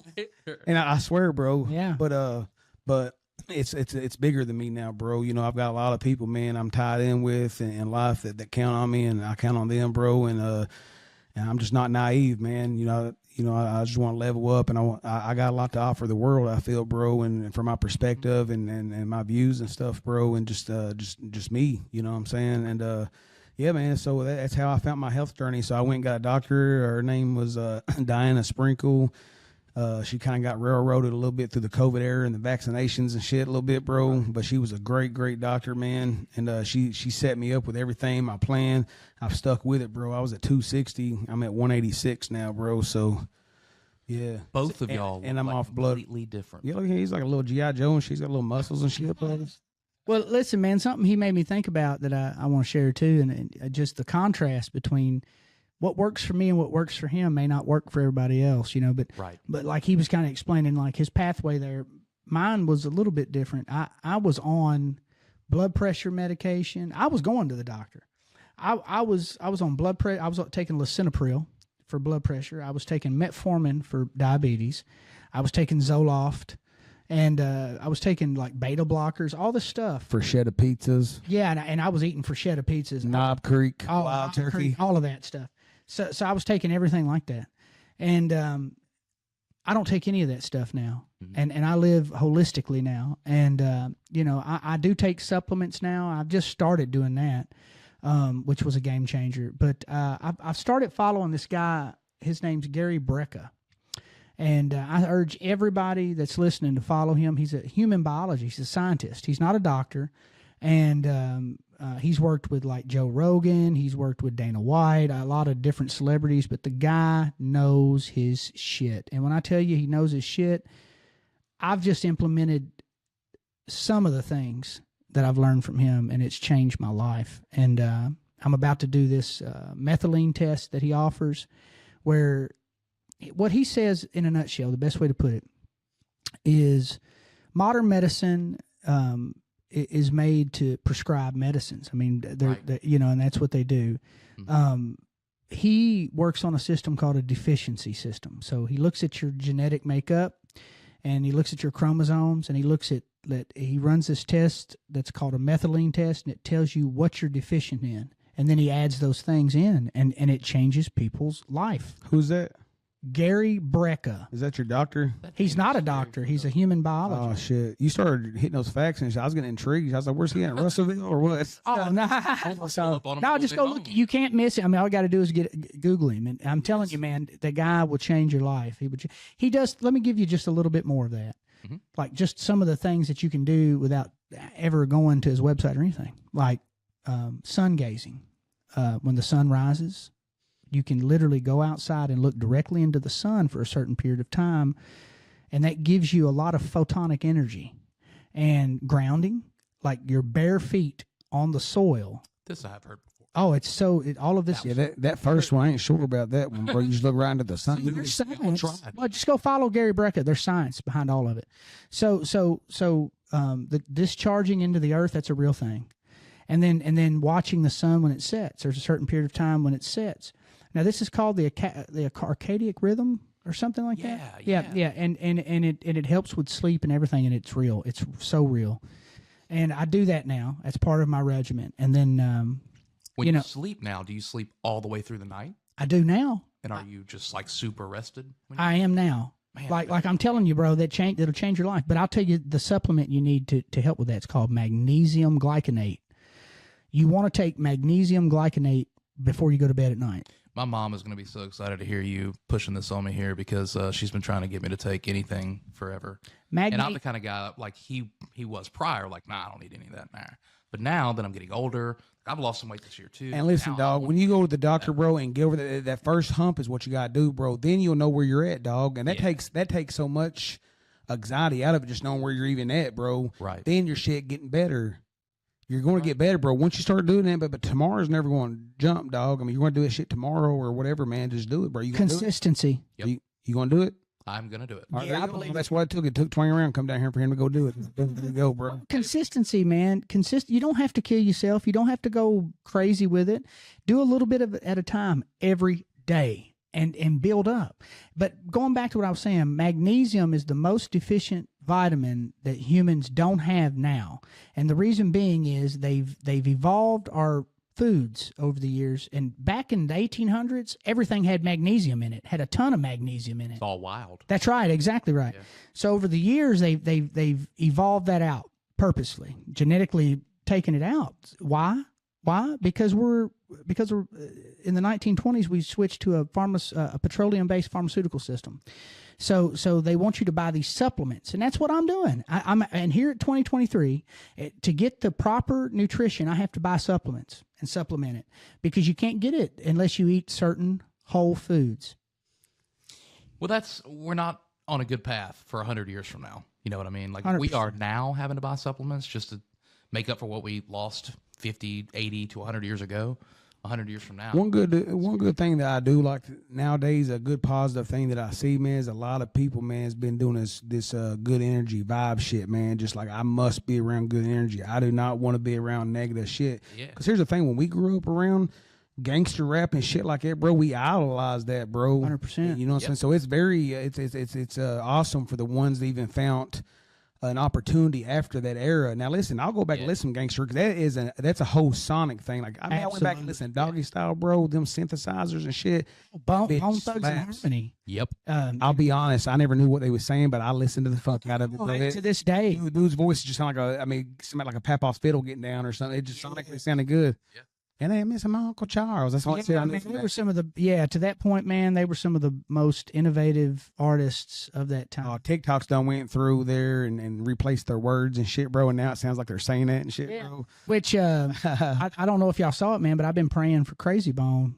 I did see that. You know, he got down, but it looks like he's recovering, man. So what happened to him? He got down real bad with his health, and we almost lost him. And shit, Crazy Bone. Yeah, man. What you do? Yeah, better be going to that doctor, homie. Yeah. We'll book our appointments on the same day. There you go, bro. But no, man, that was our era. You know, that growing up, those were the influences that I had. You know, in my household. I mean, and then that converted over to when I realized that writing poetry, that the girls liked it. You know, and I didn't mind that much. You know, and then my little brother introduced me to Round. That was the first time I'd found another person that I felt was similar, but we were completely different, if that makes any sense. It does. And the yin and the yang. Yeah, and we complimented each other. The first one I said it, I've heard it 100 times, bro. And even during the Blue Collar Boys phase, people kept telling us, you guys need to do more records together. Yeah, our voice, he's like, I want to hear, several people was like, I want to hear Twang and Round on a record together. I've heard that several times, bro. Yeah. Speaking of that, it's crazy. The next question is literally, because of the bond you two have, is it difficult for you to work with anybody outside of you two, right? No, man, it's not, bro. And we've had opportunities. It's really about the time, bro, and the time, man. Just like Twang's, I mean, like Demon flew Twang down. He worked on some Demon's records, man. It's like we did all kinds of shit behind the scenes. I produced several Georgia Boy albums, and stuff, man. But we've produced artists for AVJ. We did a lot of Tommy Chain's first stuff. Rest in peace, Tommy Chain. Yep. Amazing young artist. Super humble. That went way too soon. And I love Tommy, dude. I loved him, man, and I still love him, and I can't wait till I see him again one day. But just gone too soon, man. That dude right there, and when I think about artists and think about journeys, I always think about Tommy and rest in peace. Well, hey, man. Throw a little tribute in, and I think you can go buy his last produced song, and it benefits his family. And make sure y'all do that, man. Yeah, I'm please sure go. Put that in. Yeah, throw that in there, dog, for sure, man. But 100%. Hey, man, sometimes you check out early, man. But that's the thing, man. Is you better never be caught slipping, holding the bag, bro. You better be ready to go and make sure you're on the up and up and tell people you love them and stuff like that, bro. Because anytime that dude's name gets brought up, there's a smile. I don't think nobody. I could not fathom nobody hating on that dude. Absolutely, that shit is beautiful, bro. And what a great legacy, man. That is a great legacy, dude. And yeah, man, great dude. I got some live videos of us and Tommy where he's holding banjo, my little Chewini, and he's like, "Roll Tide," hit his little flag and shit, dude. It was awesome. Well, bro. And he was in that "Take a Ride with Me" with that song we did with Bubba. Oh, yeah, see, he's immortalized with Twang Around the whole journey, man. That's awesome, man. Yeah. You can't even mention that without mentioning, him or whatever, man. The album art up here in between you while we're talking about that. Bro. But you're talking about us working with other art. We've worked with a bunch, but I want to take this moment to talk about our boys Re-Up and Pacific. The guys, man. Yeah. Big motion. Big motion, baby. Big motion. Let me tell you something, man. Out of all the artists that we've worked with, they are some of the most stand-up guys and most talented guys that we've ever had the pleasure of working Not with. cookie cutter, man. They're original. OGs, man, original, bro. And I like it, man. It's like Twang Around. Original is what you get, what you see, bro. It's a very unique package. Now, hey, Pacific's post, man, he be cracking me up, man. One of my favorite posts, he said, bro, he's like, He's like, motherfucker, he said, if I lost something in my house, bro, you're helping me look for it, and you look behind the TV, motherfucker, you stole it. I was like, bro, yes, dog. Yes, I live for a Pacific Post. Yeah, man. It's like, I lost my wallet, and you're looking behind the TV up there on the mountain wall. It's like, yeah, fam, empty your shit, bro. You got me. Let me run in pockets real quick. Yeah, bro, that's so funny. My wife, Randa, what you know, Randa, she loves Pacific's posts. I mean, she looks for those daily, like just to get inspired and get a laugh. Man, I'll tell you, they are never what you would expect them to be. Don't come on there thinking you know what he's going to talk about, because you don't know. But man, some of the realest dudes, I mean, 100%. I mean, have pulled up on us. The projects we've all done together are some of my favorite I've ever done, and just the true family vibe, the genuine, authentic, which is something that's a commodity nowadays that comes from them, man. I mean, those dudes are hustlers and grinders and true legends and iconic people. I mean, I love their music. I love it. I love everything they do. They're just good people. Man, I tell you, they have been a big part of the foundation that I built. That's how we met you, dog. Yeah, I was going to say, actually, going out to different events with them, I've met, Twang and Round, Broadnecks. I've met hundreds and hundreds of artists and people across the country. And anywhere I go, if Twang and Round or Re-Up in Pacific or a combination of the two are there, it's going to be like a family event. You pull up, you know everybody, everybody's hugging necks and shaking hands. There's going to be some food involved. Everybody's smoking doobies and having a great Bro, I pulled up at Re-Ups at 2:30 in the morning, come back from Florida, on one little Florida trips or something, bro. I stop over in Macon. Yeah, it's love down there. I love Macon. Oh yeah, and we can't. We also got to give a big shout out to the Boondock Kings too. Big facts. We met those guys originally when they were with D Thrash and the Georgia Boys back in the day, man, and we love those guys, and that's how all this came to be too. So it was through them that you met Re-Up in Pacific. That's correct. Okay. Yep. Yeah, Teacher, Preacher, and Boondock Kings. What was the name? I don't remember even the name of that track. We did so many records, man. But yeah, we shot a video and everything for it, man. And like I said, Re-Up, man, had that little phone set up or whatever, and we always did, big cameras and shit, bro. And I had never seen nobody in years use a phone where it even looked good. I was about to panic, bro. I was like, it's about to look horrible, bro. And I guess Re-Up heard me telling Twang that or whatever, and he was like, hey, man, he's like, come here, check this out. It looked like a movie. It was crazy, dude. And the way he did his framing, dude, he knew how to set the shots up very nice, man. I bought 2 of those damn gimbals. I was going to see how much they were. They was like $100 a piece, bro. Yeah, we wound up buying a bunch of those, actually. I went from right after that, I went from like an iPhone 6. I think right at the time he was filming on 10, and I went and got the 11 Pro Max. And I shot 5 or 6 videos just on the 11 Pro Max, bro. And I'm showing people down there at the label and shit. They was like, you shot that on the phone? Yeah, bro. Yeah, they went and got them. They went and upgraded their phones and shit too, man. A new phone too. Yeah, well, it's good to mix it up with the real cameras, man. But I like it just that on the fly, the quality, especially now the cinematic, because it's got a shallow field of depth to it. And you can just airdrop it right to your Mac. Say, oh, shoot, that was a killer shot. But you get killer shots, bro. Rounds View, that whole... People try to book me for weddings and shit, bro, and I punk out a little bit, bro, because I'm old school. I feel like, if we're going to pay you to do a gig or something, man, you got to have the equipment, bro, and I'm just showing up what the preacher, everybody's got in their pocket. I'm not, nah, look at here, slick. This is what you got to do right here. You got to come back. A method to the madness, It really is, bro, but it's because it's so funny, too, because I ride bikes, man, so I'll have a slow motorcycles rolling. I say, here, hold on there, and I'm sitting there, I'm taking a picture of butterflies on a cliff and shit. It's so funny, bro, but, man, I get excited, bro. I see a rundown place. It's just a piece of history, bro, and a cloud going over and just the way it hits it, You got a lot of good stuff like that out in the Kentucky hillsides. Kentucky's beautiful, man. You can shoot Lord of the Rings of the first 48 in Kentucky, bro. Louisville to Eastern Kentucky. Let's get it, dog. I mean, it just, Scott Hansen, we did the all wired up video. We did that under the umbrella of Average Joe's, and that's Digital Thunderdome. He's did huge projects, man. He's got big studios. Man, he went over to Tyler White's. A big shout out, Tyler White, farmer around the corner from me, dude. He's got them big corn silos and stuff, man. Oh, Skylar's ready to bust a nut, dog. He's like, oh my God. You know how many apocalyptic videos I could film? Oh, he was going crazy, dude. And it does, man. It's like, Patty and her dad, I was shooting some pictures, bro. And he's like, don't film this junk. I didn't see junk. I seen a TV back there that one of them probably watched when they was little, the grandkids that's 16 years old now, and little rocking chairs and tarps threw over it. I got some killer shots, That's a bro. whole scene. It really was, because her brother was blared out and he got a big old beard and they're sitting in their overalls just chilling, dude. And I'm sitting there. That's the beauty of perception. It is Rounds View, baby. Yeah. Different folks, different strokes. Well, when I was out in Colorado, I was letting you listen to video. I was talking about Nick. I got some video, bro. It's hilarious, dude. He's asking me about reincarnation and she's up her tore up, dude. And I'm just It's so funny. It's hilarious, dude. But when I was filming, there's duck was rolling around. And you see the snow-capped mountains in the background. I was like, oh shit, there it is, right there, Rounds View, baby. Because I'll screenshot the picture, then I use AI to bring it back to resolution, man, to get the pixelization and shit out of it, bro. Yep. A killer, man. Next question. Man. All right. So I saw at one point you guys got involved with some movies, right? Yeah. Tell me about how you met Barbara Bomberger, who's like one of my favorite people ever, and Clayton Q. All right. Go ahead. Well, Barbara, we'd met in some circles before we ever did the movie. Average Joe's, I think. I think it was before that. Steal the King. I think she was working on Steal the King, wasn't she? Pretty sure she was. Yeah.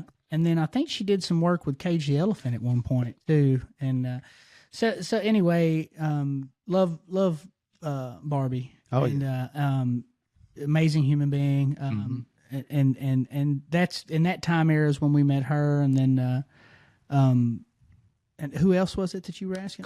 Clayton Q. Yeah, well, we met him around the same time too.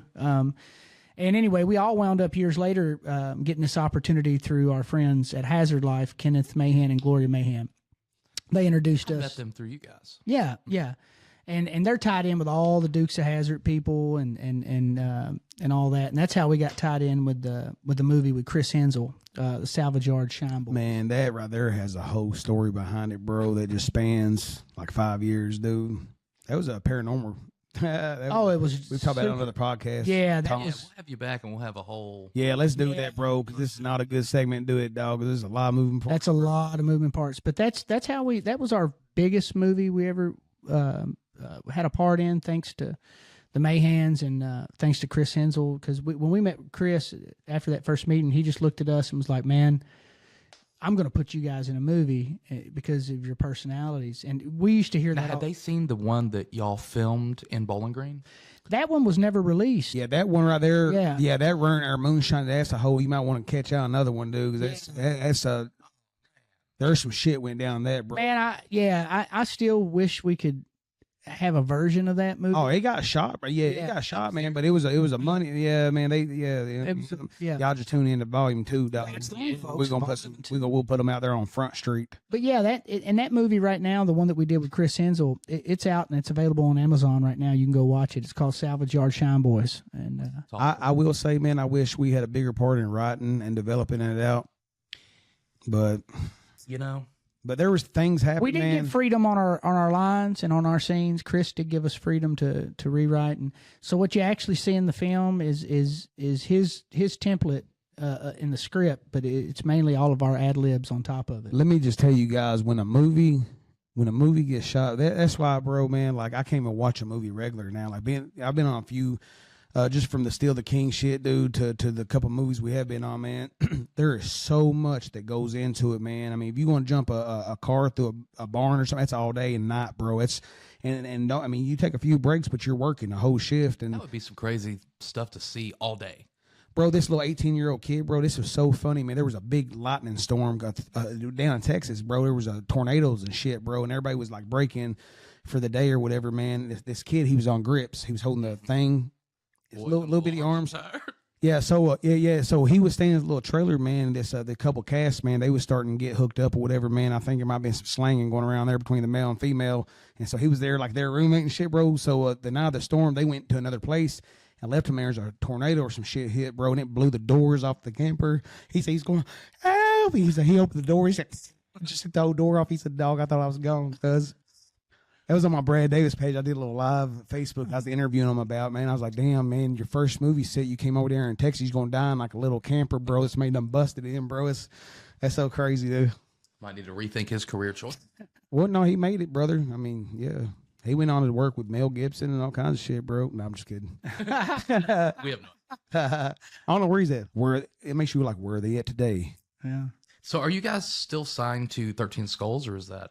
No. And I kind of dropped the ball on that right there, man, when we started talking about Average Joe's, man. Big shout out, and shout out. Here's the thing, man. Shout out to all these guys that just stepping stones, right? So it was awesome things that came out. And when I came off of Average Joe's, man, we said we would never do another deal, right? Because we didn't really get no budgets at Average Joe's or nothing. I mean, we didn't. I mean, you know, it is what it is, bro, right? So we got a lot of bills. Well, funny how that works out. I sent some bills and shit too. We sure did. Yep. So 13 Scope, when Ron approaches, he was really wanting to get into the genre, man. He was like, dude, you know, he was a big hitter back in the day, man. He was at Priority. I mean, hell, he was in Brian's office when I believe, man, when Ice Cube came. He was. And he did say, guys, for the one straight out Compton, he said Ice Cube did come in there and break all of those records. The only thing they changed was Brian went at his desk. He was in the bathroom, using the bathroom. Then, of course, he came out there. Yeah, a Cube walked in there with ball bats, bro, and started rocking it, dude. That's wild. I respect that, bro. Yeah. Yeah, man. But so 13 Skulls was Ron Spalding and Frank Thomas. Big Hurt baseball player. And when we first met him, bro, I mean, he was like, you know, talking like Mark Rubin and all that. He was like, man, because I was like, man, there is no budgets. I mean, he's like, this is tied in with the lines, and they was like this distro for Walmart, and that was our biggest thing. We was still hung up on CDs and shit, bro. I was like, man, I want my CD in Walmart. This shit been dead. This is 2017. This is how old school I was, you know. Right. I was like, oh yeah, get her shit in Walmart and all of this, you know. And so we did one record. It got us and Eye for an Eye. They had a great concept, bro. It was really cool. And of course, David Ray, man, he rocks with Jelly Roll on a bunch of songs. And John Connor, man, we still rock with John Connor. Yeah, Ron came to us. Ron came to us and asked us. He said, we could just rock with you guys, but if there's anybody else that you think would benefit from this, who would it be? Eye for an Eye. And we said Eye for an Eye. And that's what started all of that and got them that opportunity in that arena. And it created some great relationships. Like it just, man, it was the biker scene, bro. And I love riding bikes and stuff, man. You know, I'm not with a club or nothing, man. I mean, I know several clubs and stuff, man. But it just, you know, me and Twang are family guys and stuff, man. And so really coming off of that deal right there out of the back end of 2018, man, I mean, it's one of those things, man, where you try to get a T-shirt, you got to go through budgets and shit, man. Now, listen, as soon as we went out to L.A., Malibu Beach, man, Keisha Coleman's and her videos. It was awesome, bro. You know, it was a great journey, man. But we live in a time now, man, it's very hands-on. You can't just, if you're wanting to make it as a career, like us, man, like we're just doing us, bro. Like, you know, we got several different things, man, but I'm doing mine just like they want peace of mind, bro. But, you know, if it is one of those things, man, you do want to grow out and brand out and all of that, bro, you can't just drop a CD. I don't even do CDs and shit no more, man. I do singles, drop singles and stuff. I mean, you got to do cooking shows, comedian. I mean, because it don't matter how legendary you are, you be outside out of mind, bro, because there's only so much time in a day. Yeah. Now, Netflix wants your attention. Lil Round wants your attention. You know, Express Personnel Temp Service wants your attention. Everybody wants your attention, bro. And you work 12, 13 hours and shit at a job. Yeah, you got kids and stuff. You only got so much extra to give. You only got so much, bro. And I love that he's talking about that because that's a great. We talked about it a little bit earlier, but diversifying is one of the best things you can ever do for your brand, for yourself, and everything. Absolutely. You don't ever want to keep all your eggs in one basket, and that's something a lot of people don't understand about us, or even know for that matter, is that we're businessmen too, and we also own other businesses and do other things. Kentucky Colonels. Yeah. So the arc, the arc on our journey has been a true arc. You know, we came from nothing and now we have something, you know, and we have kids and we have people that depend on us. So diversifying, man, if you're out there listening right now, find you a circle that's highly motivated, that wants to make a difference in their lives, people that aspire to reach goals and have mindsets of and aspirations that want to take them to another level. You know, these are the kind of people you want to surround yourself with. Work as hard as you can. Work as many jobs as you can. Set goals, bro. Set goals. And in those pathways, find what works for you and what makes you happy in all of it. Now, when you find what makes you happy, that's going, and just pour everything you can into that. Everything, because it's going to come back to you. It's going to come back to you. Work hard, diversify, try to throw as much mud on the wall as you can, see what sticks. You know, and at the end of the day, what sticks, pour fuel on the fire.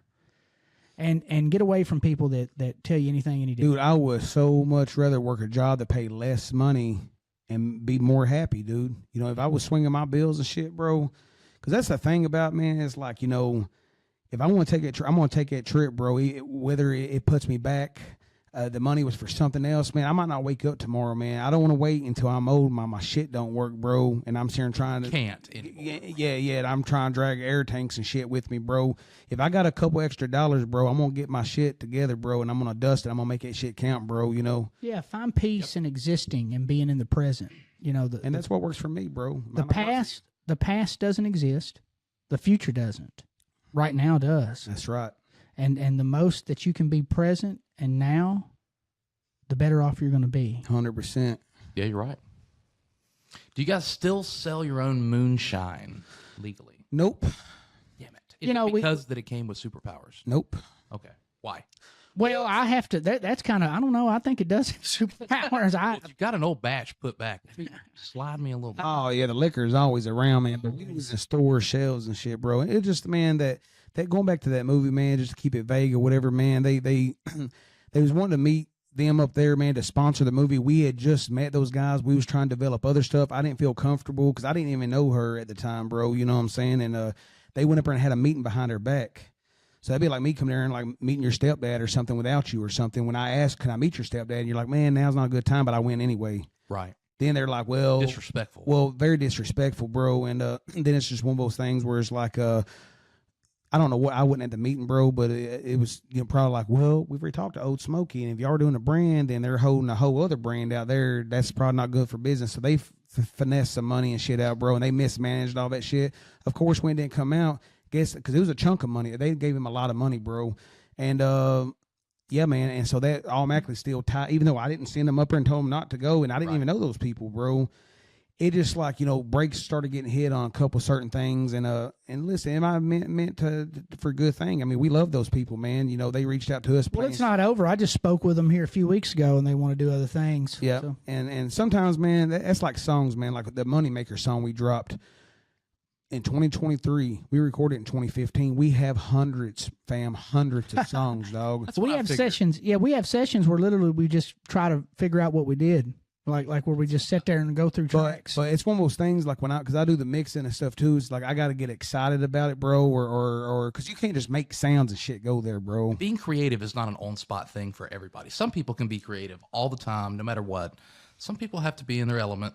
They have to be ready for it. They have to want to do it. You know? Yeah, man, my E1Cs and shit's all messed up and shit, dude. I don't work weird hours. I mean, I'm probably not ready to. Right. And that's the biggest thing about being on a label, bro, is deadlines, and it turns a job on the spot. Well, it turns into jobs, and it turns in like, well, man, you know, and the streaming, fam. If it takes 2 or 3 streams to make 1 penny, and now you got 6 hands in on it, dog, and you're on recoupables, man. You're only making, like, say, for easy math, if it's a 50-50 deal, you're recouping on your 50%. Mm-hmm. And how you gonna do that, bro, when it takes 1 million streams and you only make three grand? Right. So I just don't see the purpose, man. When you can literally go to TikTok and shoot a music video. There ain't nothing but excuses nowadays, man. If somebody just sitting around there and letting time tick and shit, bro. And that's what I loved about what Jelly Roll said about he was talking about haters from the past 15 years, man, still rambling on about the shit 15 years ago. And he was like, you know, I just want to ask something. He's like, are you really mad at me, or are you just really mad about what I did with my time and what you did with your time? Facts. Yes. That shit was so hard, bro. I almost downloaded it from TikTok, put it on the Facebook and shit, bro. But I was like, nah, man, I know that's so bad. I know they'll eventually download it and we'll just share it. Those are huge fact, because people have sat around miserable for years instead of doing anything productive. Listen, man. That's why I don't play at victim shit, bro. We was talking about that earlier, man. You don't know what I've been through, dude. It don't matter where I'm from, what you think you know, or what I look like, bro. You don't know what I've been through, dude. And I just can't. It's poker, baby. You know, you got to deal with your cards and shit, bro. Right. And you got to either bluff a motherfucker or what. I don't know where you even cuss. I'm sorry, man, but you just got to bluff somebody, bro. And or you just got to get in where you fit in and rock with it, bro. I am from Edmonton County, bro. No opportunities. There was no musicians really in my family. Maybe grandpa or something. I had a guitar, but didn't really influence me. I really don't remember it, dude. You know, but it's just something that I always loved: pianos and beats and all of that, bro. And and I just woke up one day and I'm 37 now. We even had. Holy shit, where'd you come from, brother? I've been asleep, man. He actually projected away for a little bit. Yeah, sorry guys, I was in another dimension for a little bit, but I'm back. No, we've even had record labels approach us and try to get us to give record deals to other artists, and use us as a catalyst to sign these other people. And of course, we immediately shot that down. I mean, no. I'm not going to go sign somebody to some 180 deal with any kind of a clear conscience on that. And let me tell you something. My integrity is number one. At the end of the day, my word is number one. My integrity is number one. I'm not going to let anybody shake that. And nor my perception of things. My perception is my reality, and I control that. Right. And at the end of the day, I would never feel right trying to do somebody that way. I couldn't live with the karma. Right. Well, you just have to tell them what it is. Say, hey, look, man, this dude's going to give me, 30 grand. I'll toss you, 5 or something. I mean, it'd have to be, I'll believe it vocal up front. This is what it is. This is what I'm looking at. Are you feeling the same way? If you are, great. Let's do this. If not, man, that's what. It's like a title loan company. If you know beforehand about predatory lending behavior and like how it all works and what you really are going to owe those people as soon as you walk out the door and how much it's going to be worth in 2 weeks and a month, if you know everything going in and you decide to take that, then that's on you. It's not to say that it's, it's, in my opinion, it's still a bad deal, no matter how you look at it. But if you need the money and you understand going in, then that's on you, right? Well, same thing with the music industry. A 180 deal to the majority of the population out there would be a terrible, terrible thing. However, there may be somebody out there that can make it work if they knew these are the guidelines, this is what we're going to do, but they don't ever tell you that. Well, here's something that made it work. If you just got another source of income and you're set good in life and you got a company that wants to make all your T-shirts and you're just out there getting some ladies and shit on the road and you're getting paid in high fives and you want to live like a 17 years old, shit, it's killer, it's bro. Great, yeah. Right. Yeah, I'll have 3 or 4 wives and shit, bro. I was like, yes, it's a party at the pond tonight that y'all come on over, dude. Yeah. Right. But that's not helping shit, bro. But but an ego, and that's temporary, dog. You're right. Yeah, man. Some people, well, you know what? You guys look at it differently, and it's because you look at it in the sense of like you are making timeless art. Yes. A lot of people aren't doing that these days. It's that instant gratification content. It's whatever's going to grab somebody's attention, whether it be gimmicky or negative or whatever. But it's not going to be here 10 years, much less 100 years from now. We don't know. I mean, really, man. I mean, I'll just say, if it's what you do, bro, like I don't ride around listening to jazz. Right. But I do. I like it. Twang listens to jazz, man. It's great, Well, not necessarily just jazz, but I love like instrumentals and I like classical music too. Okay, let me get this little English right here. Okay, I like bluegrass music. I was at a job I heard for 14 hours. I was like, oh my God. That's right. I want I'm banjo or nothing the rest of the week. Right. Not even good songs at all. Suck, bro. Nah, man, but I agree with all of it. I lost Bluetooth connection there for a second, dog. So we'll go on to the next question here, brother. All right, I only have a couple. And one of them we've already talked about, which was like the streaming portion of the industry. For an independent artist, do you think it is more of a hindrance or can it be more helpful? Or is it depending on how you use it? For what? For an independent musician, the streaming services as far as... Are you saying is it better to be independent? Well, no, not... in my opinion, I think it is. No, I mean, what was your question, though? As an independent artist, is streaming beneficial? Yes. Well, it's beneficial because there's a thing called interactive streaming and non-interactive streaming. And so when somebody's listening to, say, the Lax, right? And they just got playing at the party, say field party playlist, and a Twang and Round record pops up, well, that wouldn't happen just popping in a Lax CD. You see what I'm saying, man? So you get a lot of non-interactive streams just by putting, I say, man, just put, like we got a lot of singles. I say just, man, just, because, man, I think by putting a whole album out, bro, is somebody will get hung up on a certain song and they'll wear it out. And they keep going back to there, and the other ones don't really get no love. Where if you drop it a single at a time, you can add it to a playlist, right? You do a submit to a playlist on Spotify. It's like a release radar. So everybody that's followed you, they're going to get notified. It's going to become on their playlist, bro. I can't do that with the album because I can only do one song. I tell Spotify, I say, hey, this is my single, right? Well, I don't know if it's my single or not. I almost didn't put Here Kitty Kitty on a CD. You see what I'm saying, bro? Yep. And and so by doing it one at a time, you can hit that list every month. And I don't think people have the attention span nowadays really to focus. Nah, man. That's right. We don't make 5-minute songs no more and shit. That's why like the podcast that we're doing, Flying High, you know, it's just audio. They're great. It's awesome, man. But, you know, 30 or 40 minutes, I want to do it with video. And I think we're working on going to do that. We got some shit in motion there. But that way you can use it for shorts on YouTube. It's multi-sourced, you know, and all of that. You're able to take the same content and like refurbish it and change it around. Hit different communities, you know. In different ways. Yeah, absolutely. That is the benefit of streaming. You know, unfortunately, it doesn't pay a lot. So to hit any kind of slow burn. Yeah, it is definitely the long game right now, and that's been improving over the years, just not fast enough. Well, it needs taking people like, you know, like how Kanye went to the White House and stuff, man, and raising questions. If nobody's talking about it, it's out of sight, out of mind, bro. You know what I'm saying? And that's a thing that we've really got to look at, like at the House and the Senate and stuff, man. Is where people's putting shit on the forefront. I mean, take sidewalks and shit. There's years where nobody thought about the handicap. Then it took somebody to sponsor a bill. Yeah. It's like, oh shit, yeah, I agree with that. Then it goes to the House, Senate, and the governor signs it and puts it into law, bro. And but yeah, man, I do believe, man, artists are getting robbed, and I think hopefully artists will get back pay one day or something, man, because I think radio pays like 7 cents a spin. That's pretty good. That's pretty good. I'd love to have that kind of ratio. We'd be a whole lot better off. That's wild. But to put That's it a in big gap. Yeah, and streaming is 0.6 of a penny. Yeah. But to put it into perspective, since we're talking about that, I'm not going to put exact details, but I'll tell you these facts.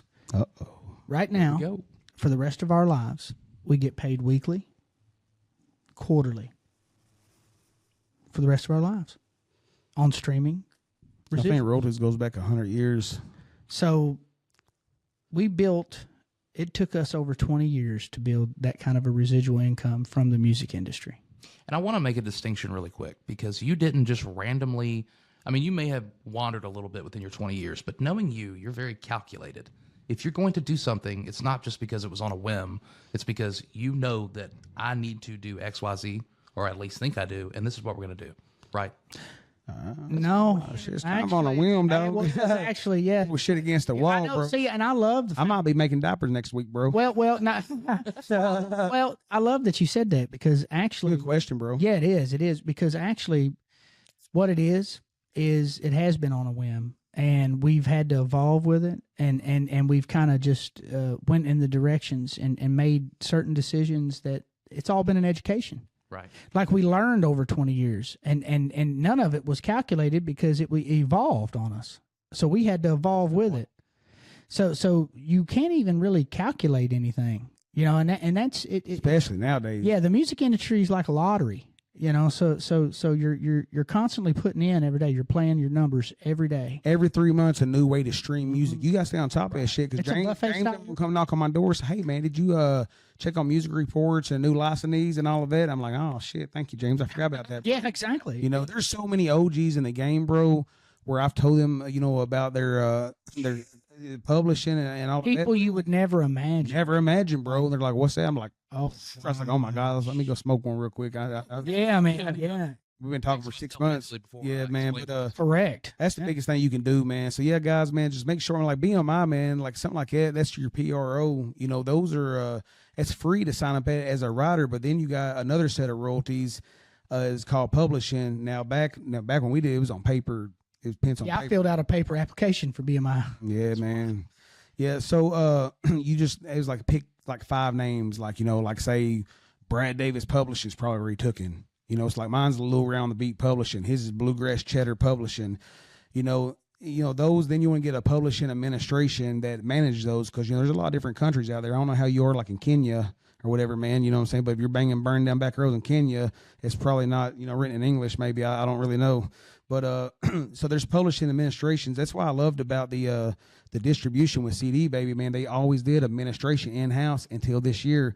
They messed my August release plumb up. I went to submit that, and it says we did away with publishing administration, so I've had to go to a third party. And then you got like mechanical license, and you know, now the more of the shit you own, all these different licenses used to go to different people and stuff. You know what I'm saying? So the more that you can own, that's like, dude, we've been offered good money, bro, when I needed the money, dude. Yeah. Even me and him even kind of not really argue about it. I'm like, man, I'm telling you, bro, just crunch the numbers over a longer period of time. This is us, dog. You know what I'm saying? And just pass on it. And sometimes when you need that money, bro, you know, it's hard. Well, and it wasn't like no cookie cutter money. No, I it mean, was it was significant amounts of money, you know, and he was absolutely right. And we did, but that's what makes us such good partners is that it was enough to buy a house. Put it that way. Oh, 100%. Yeah. And but he and I mean, I trust his insight just like he trusts mine, and you don't find relationships like that in business. I mean, he and I 20 years in, fam, I can't do it, bro. You know, now if it was some shit where, you know, we're talking about $1 billion, I'm like, yeah, man, let somebody else's grandkids enjoy it, dude. I'm good. I'm gonna start these other businesses and shit, bro. Because I mean, you give me $10 billion, I'm not gonna mess. If I fucked it up, bro, it'd take 2 generations to probably mess it up. You know, but you know what, man? You know the anxiety. I heard Jordan Peterson talking about this, and he was like, you know, most people wouldn't even know what to do with say even $1 million. First thing's going to happen, man, is your brother. Everybody's like, hey, man, I'm in a tight spot. Oh my God, can you please, man, help me out? How much money you gonna give him? Nothing. Oh, that's going to work out real good, and see how that works out. There's a guy, man, that won the lottery in Minnesota, and I love what he did. He called his people that knew would hit him up, tried to borrow like $4,000, got into a tight spot. Denied him. Well, he cashed in, dog. He was a multi-millionaire, bro. And of course, you know, I like that. It was good, bro. I just, you know, going back to the part about you know, things that people should do. I mean, we made some good decisions, but we failed a lot too. I mean, and all of that was a learning opportunity. There were times where we starved, like I told you before. You know, every times we were out live on faith, bro. Yeah, there were times we were out touring, we'd pay the band and lose, like we wouldn't have nothing. 100%, bro. And we went through that for a long time before those residuals kicked in. You know, and there were times when we were about to quit. But this is what I tell everybody: don't quit. I ain't gonna quit because I mean I love it, bro. I love it. You see what I'm saying? Yeah, if you stick with it, man, That's the thing about the labels, man. They'll get you a thing, and you have to quit, but they know you're gonna quit making music with you. That's why Prince changed. He dropped his whole name, just went by a symbol. He said, "Ha ha," you know, and just kept rocking, bro.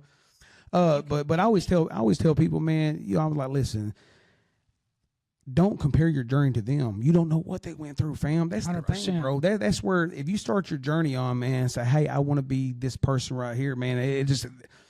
It comes down to the point is never the same. Here's the starting point, dude. I say, is your mama a fan? Bro, your mama ain't supporting your shit, bro. I mean, you might need to hang it up, dog. Your girlfriend, is your CD in your girlfriend's ride when she hops in the car? That's funny. He laughs, man. There's another artist, man. He got mad, I think, on his old lady. We had our shit in there, whatever, man. That's how he found out about us. Yeah, nah. Yeah, I got you, bro. No, I'm just kidding, man. But network. Yeah, but you know, it starts at home, man. Is your homies, man, supporting you, dude? If it's not, man, I mean, it might not be for you, bro. Because if there's any kind of talent or anything there, those kind of people, man, are probably gonna be supporting you, bro. And it just grows to your homies and your gals and shit. Unless you're got a bunch of yes men around you, because then you sound like you see it on American Idol. Oh yeah, I mean, somebody has not told those people that they're tone deaf and can't sing. Right. So they've been around a bunch of people that's telling them, you got talent. You're so talented. Instead of being a true friend and going, man, you need some work. Good. Please don't do that. I mean, yeah, if your papa's a drug lord from Colombia and shit, and he wants to be a singer, sucks, you're probably not gonna tell me he sucks, dude. Exactly. Unless you want to eat a Husqvarna or something, dude. Yeah, exactly, bro. He does. I don't like yes, man. I like somebody being real. If you ask, now don't voice your opinion like a homie from Snapchat talking about, hey man, get you a drum set, man. Hey fam, listen. Go to a drum set concert. First of all, brother, you missed out on a bunch because we've played a ton of shows. I said, where was you? I had two drum sets over at Spillway. Where the fuck was you at? Oh, you weren't even there, dude. Nah. But just, man, bring peace of mind, bro. This is how I lived my whole journey. That's why time has never really ticked against me. The only time's ever really ticks is on a label, and that's when it takes the fun really out of it, man. It becomes stressful, bro, you know? Yeah. Agreed. Question. Okay. What is it? You disappeared for a second. What you say? Do you feel like you get more engagement and support on the road or at home? Well, we've at home. Yeah, at home. That's kind of opposite for most artists. Yeah, opposite. We got a way more. Yeah, in Kentucky, especially in our home and surrounding regions. I mean, yeah, we're very loved. And another thing too, man, that we pre-pandemic we had taken a year off of touring. So when the pandemic hit, we couldn't tour. Right. And then we both went through a bunch of things after the pandemic that didn't allow us to tour. So technically, we haven't toured in over 3 years. Wow. And so 2024 we're coming back with that. Very nice. Yeah, and we're can't believe it's already been 3 years. I know, man. And so So with that being said, it taught us a lot. It taught us a lot. Number one, when you have any kind of supply and demand and you take away the supply, the demand goes up.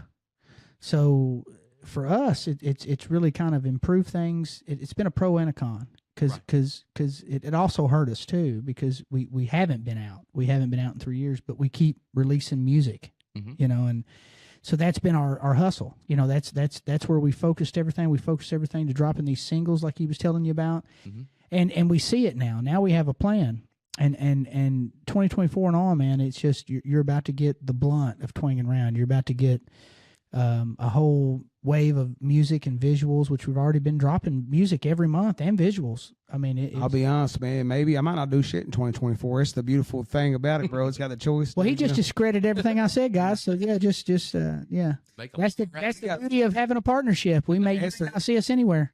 Nah, you going to, man. I think that's why we got so much love at home, because, man, we are who we say we are, bro. See, I think a lot of these cats, man, is got some kind of facade or some shit going on, or really ain't out there in the community, or really ain't. I don't know. You guys are legends, bro. I have watched people break their neck trying to figure out what our Twang around doing. Like when we come through Bowling Green, me and Re up in Pacific, anywhere we've gone into with you guys, people literally stop what they're doing with their mouth open and just turn. They're like, hey, Twang, hey, Round. You guys are like, hey, and you stop and talk to everybody. Oh, but I be holding newborn babies and shit and pet collies and stuff, person. Bro.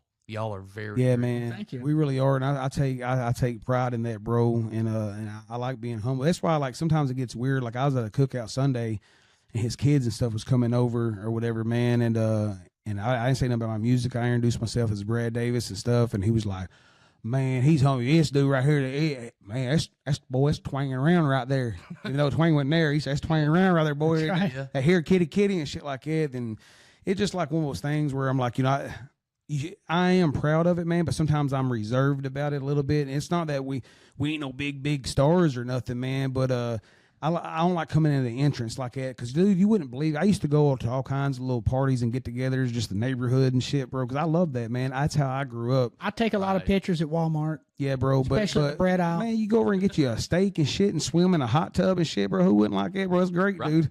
But to his point, I feel the same way. Especially the older I get, that doesn't matter to me anymore. Like, it really doesn't. I hate to say that, and I hate to disappoint anybody, but I'm just being real, 100% real. Going to places? I don't care about fame. I don't care nothing about it. I've never liked that. And yeah, that's where I'm headed with it. But the one thing about he and I is we've never cared about that. Like, and that's what people don't understand. And we've even heard other artists say it, man. That's what I love about y'all, man. You do your own thing. You stay in your own lane. You do your own. That's because we're original. Right. And that's because we don't need anybody's cosign. We don't need anybody's nothing. We're gonna keep making music. We're the kings of our own reality. It's my reality. I'm the king of that shit, bro. You know what I'm saying? It's my reality, bro. It's your reality. Do what you do, bro. You know what I'm saying? Yeah, and we're happy about that. We're not haters. We don't have a hating bone in our body. I love to see people do good, and I pray for that for people. Even if they don't like me. Even the haters that hate on me, I pray for them and wish them the best. Bro, one time, man, I worked with this dude, man, and he was so toxic, and he had power of authority and shit in the company, dude. I was like, man, God, like, I wish this dude would just disappear, man. Like, I don't care if he wins $1 billion and buys, like, islands and shit, bro. Or if he dies in an explosion. Like, I'm cool. I'm content with either one of those, man. But, like, I come here with true humbleness. I want to uplift this company.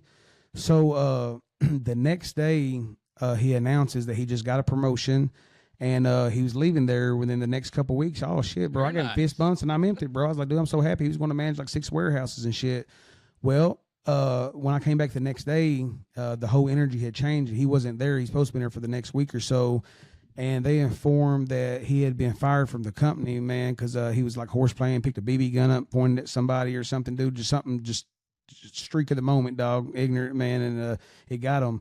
Well, he was terminated from the company. I was like, damn, as a hire and a fire, bro. You like gave him a promotion and brought the sickle out, dude. It was crazy.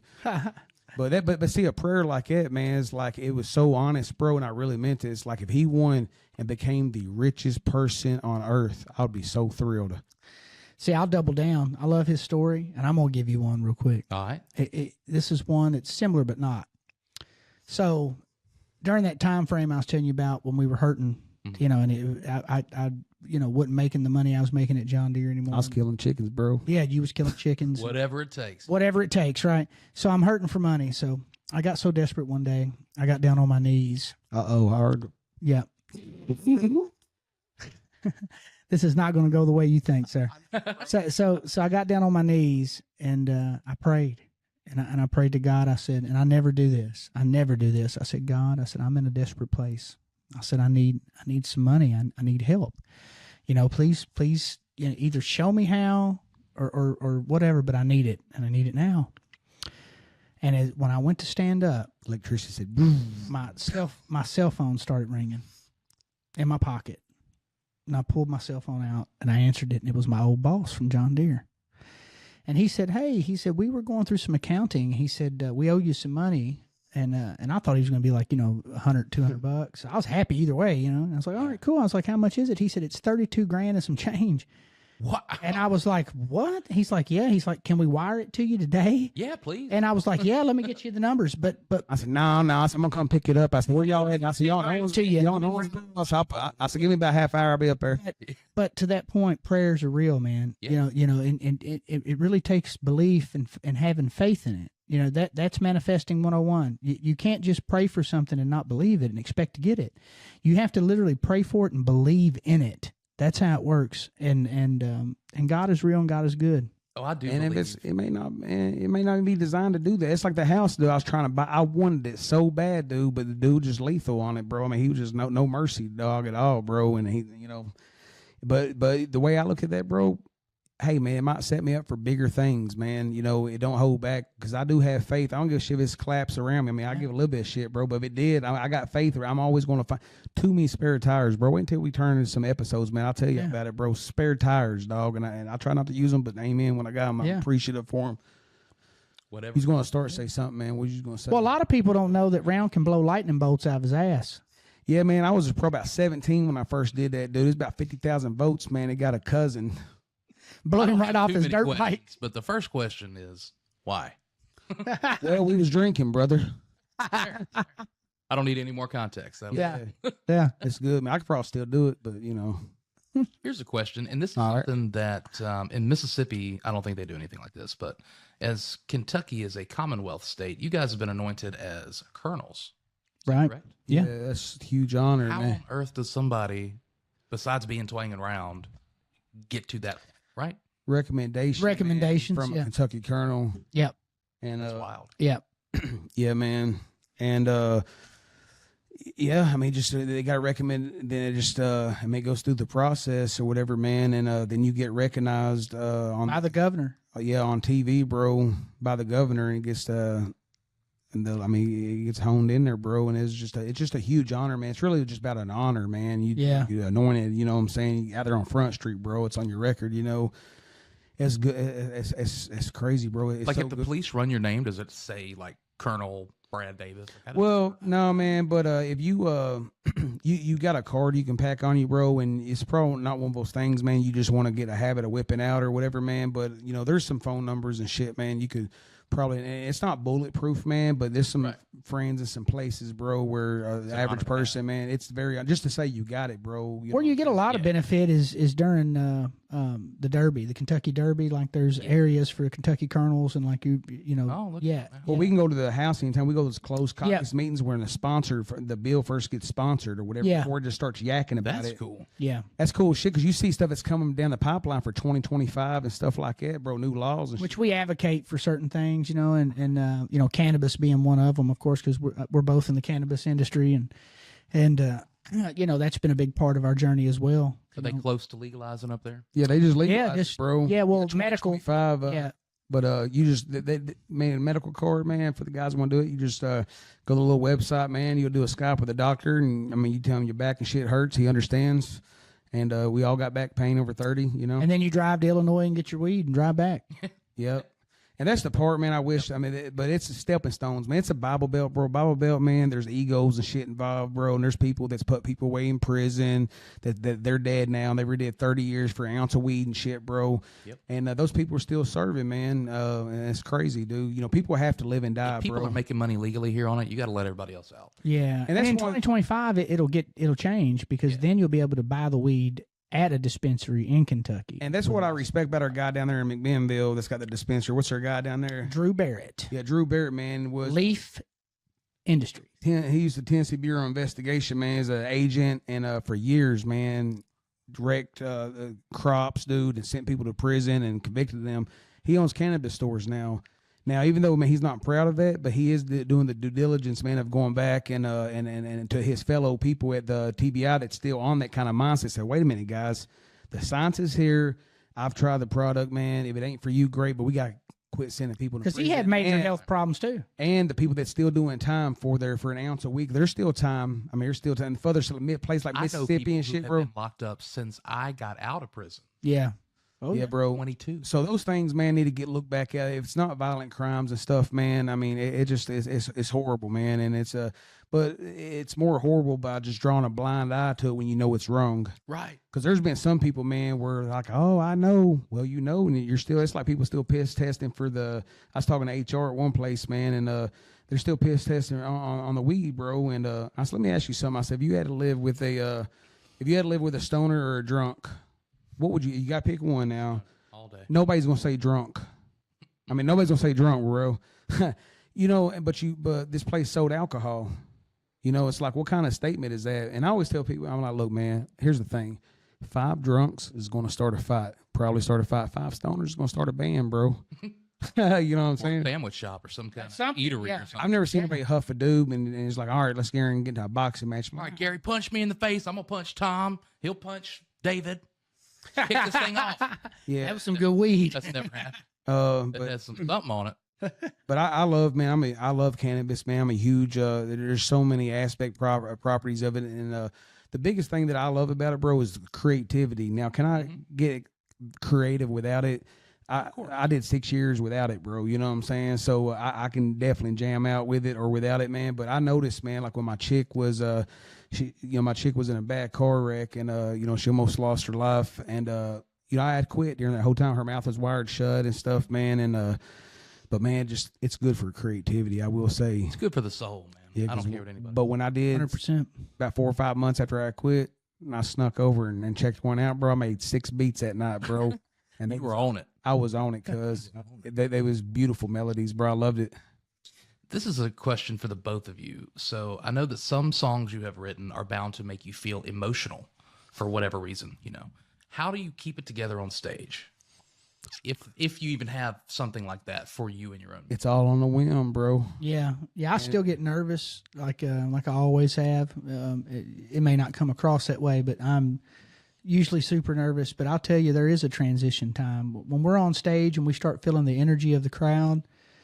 That empowers us, and that changes the whole dynamic for me. Anyway, it makes me definitely feel I can feel the energy and I can feed on it. And but if there's any one particular song that really pulls at the heartstrings and actually has that kind of impact that we perform, I would have to probably say "My Will Be Done." That's how we close the show. Yeah, that's how we close our show, and that song was born from an actual dream I had. I actually dreamt that I died and went to heaven. Well, actually, it's in the dream. I'm actually astral projecting, and I realize I am. So I think in my dream, let me try to go up. Let me try to go as far as I can up and see where I get. So in the dream, I start traveling up, and I go out of the earth, past the moon, start going past the stars, and I start seeing this light, and I start going into this light. And as I get closer and closer to this light, I start to notice there's structures in it. I start to notice that there's like these buildings. And when I tell you, I can't even explain to you the size, but it would be something that would fill up our whole sky. And these were structures. And then I started seeing roads. And then I started seeing people. And I started seeing what I call angels. And I started hearing music. And I started hearing these melodies. And then as I crested this hill, there was this light. And this light, I couldn't even look at it.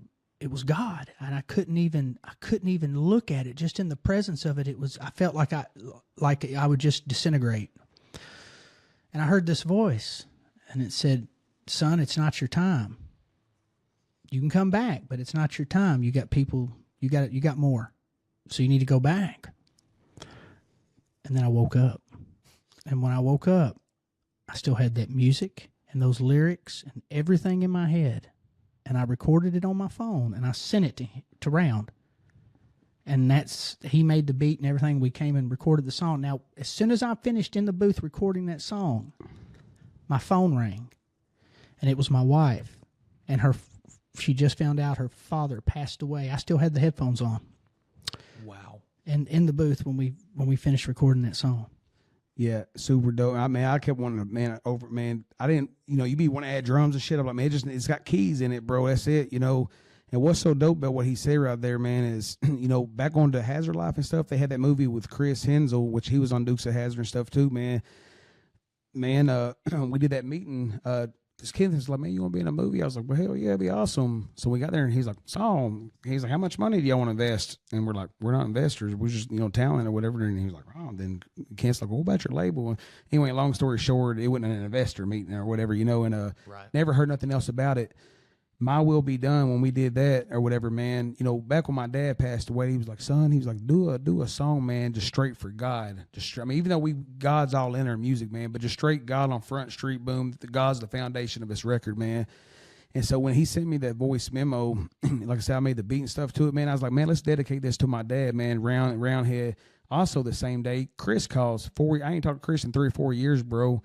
He said, y'all ready to go to Texas? I was like, well, I didn't even know who it was, bro. And he's like, it's Chris. He said, movie, I've got the budget, man. It's $2.3 million. He's like, come on. I was like, a win. He was like, now, get a ticket now. If not, tomorrow, I'll reimburse you as soon as you get here, bro. And so then I had to turn around and tell my lady, I was like, hey, I know you like heads up, like when we bust moves and shit, bro, but it's a little short notice. We got to go to Texas. How long? At least a month. Yeah, bro. That's a lot. Yeah, it was, and it was such a, like I said, I'm gonna tell y'all, a story, man, on another trip down here. But you can go back and listen to Flying High, the podcast. It's a story of Tonk. Yeah, paranormal, bro. That trip right there We'll was put the episode up in between you. Yeah, perfect, man. Yeah, perfect. We'll try to find which episode it was, man. But it's Texas was a great shout out, and still, shout out Chris and all those guys, man. Absolutely. The movie thing, man. We want to do that so bad. I want to do the comedy shit, man. But here's the thing, man. You're both made for it. With TikTok, bro, that's why I'm doing TikTok, bro. That's why I'm doing these little short skits and shit. And I showed you a few out there. They're hilarious and shit, bro. So you guys follow Twang and Round on TikTok and all the other platforms. And one thing that you guys can, if y'all want to help us, if y'all like this interview, right, and y'all want to help us, man, one thing that you can really try to do to help us, we're trying to hit 100,000 subscribers on YouTube. Yeah. We're at 78,000. And what we're going to do for the rest of the year, all of our other songs, when we got 4 right now, we're getting ready to drop. They're not going to Spotify. They're not going to iTunes. They're all going to YouTube. YouTube. Man. That's the only place you can listen to them Make at. sure you chop up the videos and create shorts only for YouTube. Yeah. Yes. Trust me. Yes. Yep. And so once we hit 100 grand, man, some of them songs maybe on YouTube, man, we'll distribute those and all of that. And I just think that's a good goal to drive the because I mean, hell, it's already jumped up. I think we got like 900 just like the last 3 weeks. Yeah. So without doing shows or nothing. Nothing. Yeah. So we streaming about 1 million streams a month on YouTube. I think I was looking at that's wild, bro. That's no touring. That's all organic, brother. No money. But that is 200 something. I mean, it's a lot of shit out there. We're tied to. It's not more than it ain't 8 something. So really, it behooves us not to continue to add and not continue to develop that, and that's what we're going to do. That is part of our marketing plan. Yeah, 100%, bro. We got sticks right now. We could drop right now, man. But we're going to shoot videos and stuff. We've been doing features too, man. We got a hot one with the sticks. Oh, I love it. I can't wait for that. It's hard, bro. And we just did one with Big Poe. Yeah, I love it. So funny, man. We did that record with Poe. John. Man, John Connor, man, is a beast. Yeah, bro. He's a legend. Yeah, let's give him his flowers, man. That dude right there. First of all, he's our brother. We love him. That dude is one of the most talented producers and MCs. Let me tell you something. He is definitely slept on when it comes to being an MC. That dude right there. And when I tell you an MC, I mean he's a rocker too. Like the dude can sing rock music. Yeah. Oh, I mean he's got it all the way around. He's one of the most well-rounded producers I've ever met. And those grilled cheeses, bro, them bitches. Oh, with the chili that he makes out of milk strains. Doritos and shit in there. No, I'm just kidding, dog. Just kidding. Yeah, man. So they Big Poe, I think he had an idea. Was like, hey man, let's do a rodeo song. Well, they got Dr. Hook over here, man. He should have hooked out real quick. So John Connor's like, yeah, I mean, make a beat to that real quick. So we laid the verse down on a Tuesday. Then Friday, I get a call and Twang's like, "Hey man, can you go to Glendale? We're gonna shoot a video for this at a rodeo." Do I have rodeo shit? Nah, I didn't. So I had to go to everything. I had to go to the Spanish community, bro. Because he look like rodeo. Those guys, the Spanish community, that's the original rodeo shit right there. You know. So he hooked you up, man. My stepdad there, bro, hit me out lizard skin. I was the bass dude at the rodeo. No, he hooked me. He had some bass shit, bro. And so you check that out. That's called Ride It Out. Big Poe, and we just now dropped that. It's doing pretty well out there. I featured one with Big V. Called Good Old Days. Yeah, hell, Twang sang the national anthem I did there. Just on a whim. Like they literally was like, "Hey, we don't have somebody to can anybody sing the national anthem?" And I was like, "Well, I could do it." Twang like, can do that. They're like, "Do you want to do it?" I'm like, "Sure, let's go."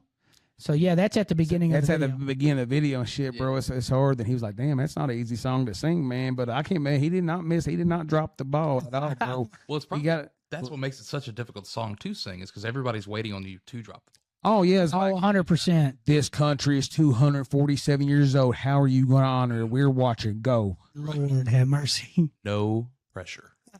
I said, all right, guys. I said, hold on a second. I said, hey, guys, get me down from here. I'm getting lightheaded.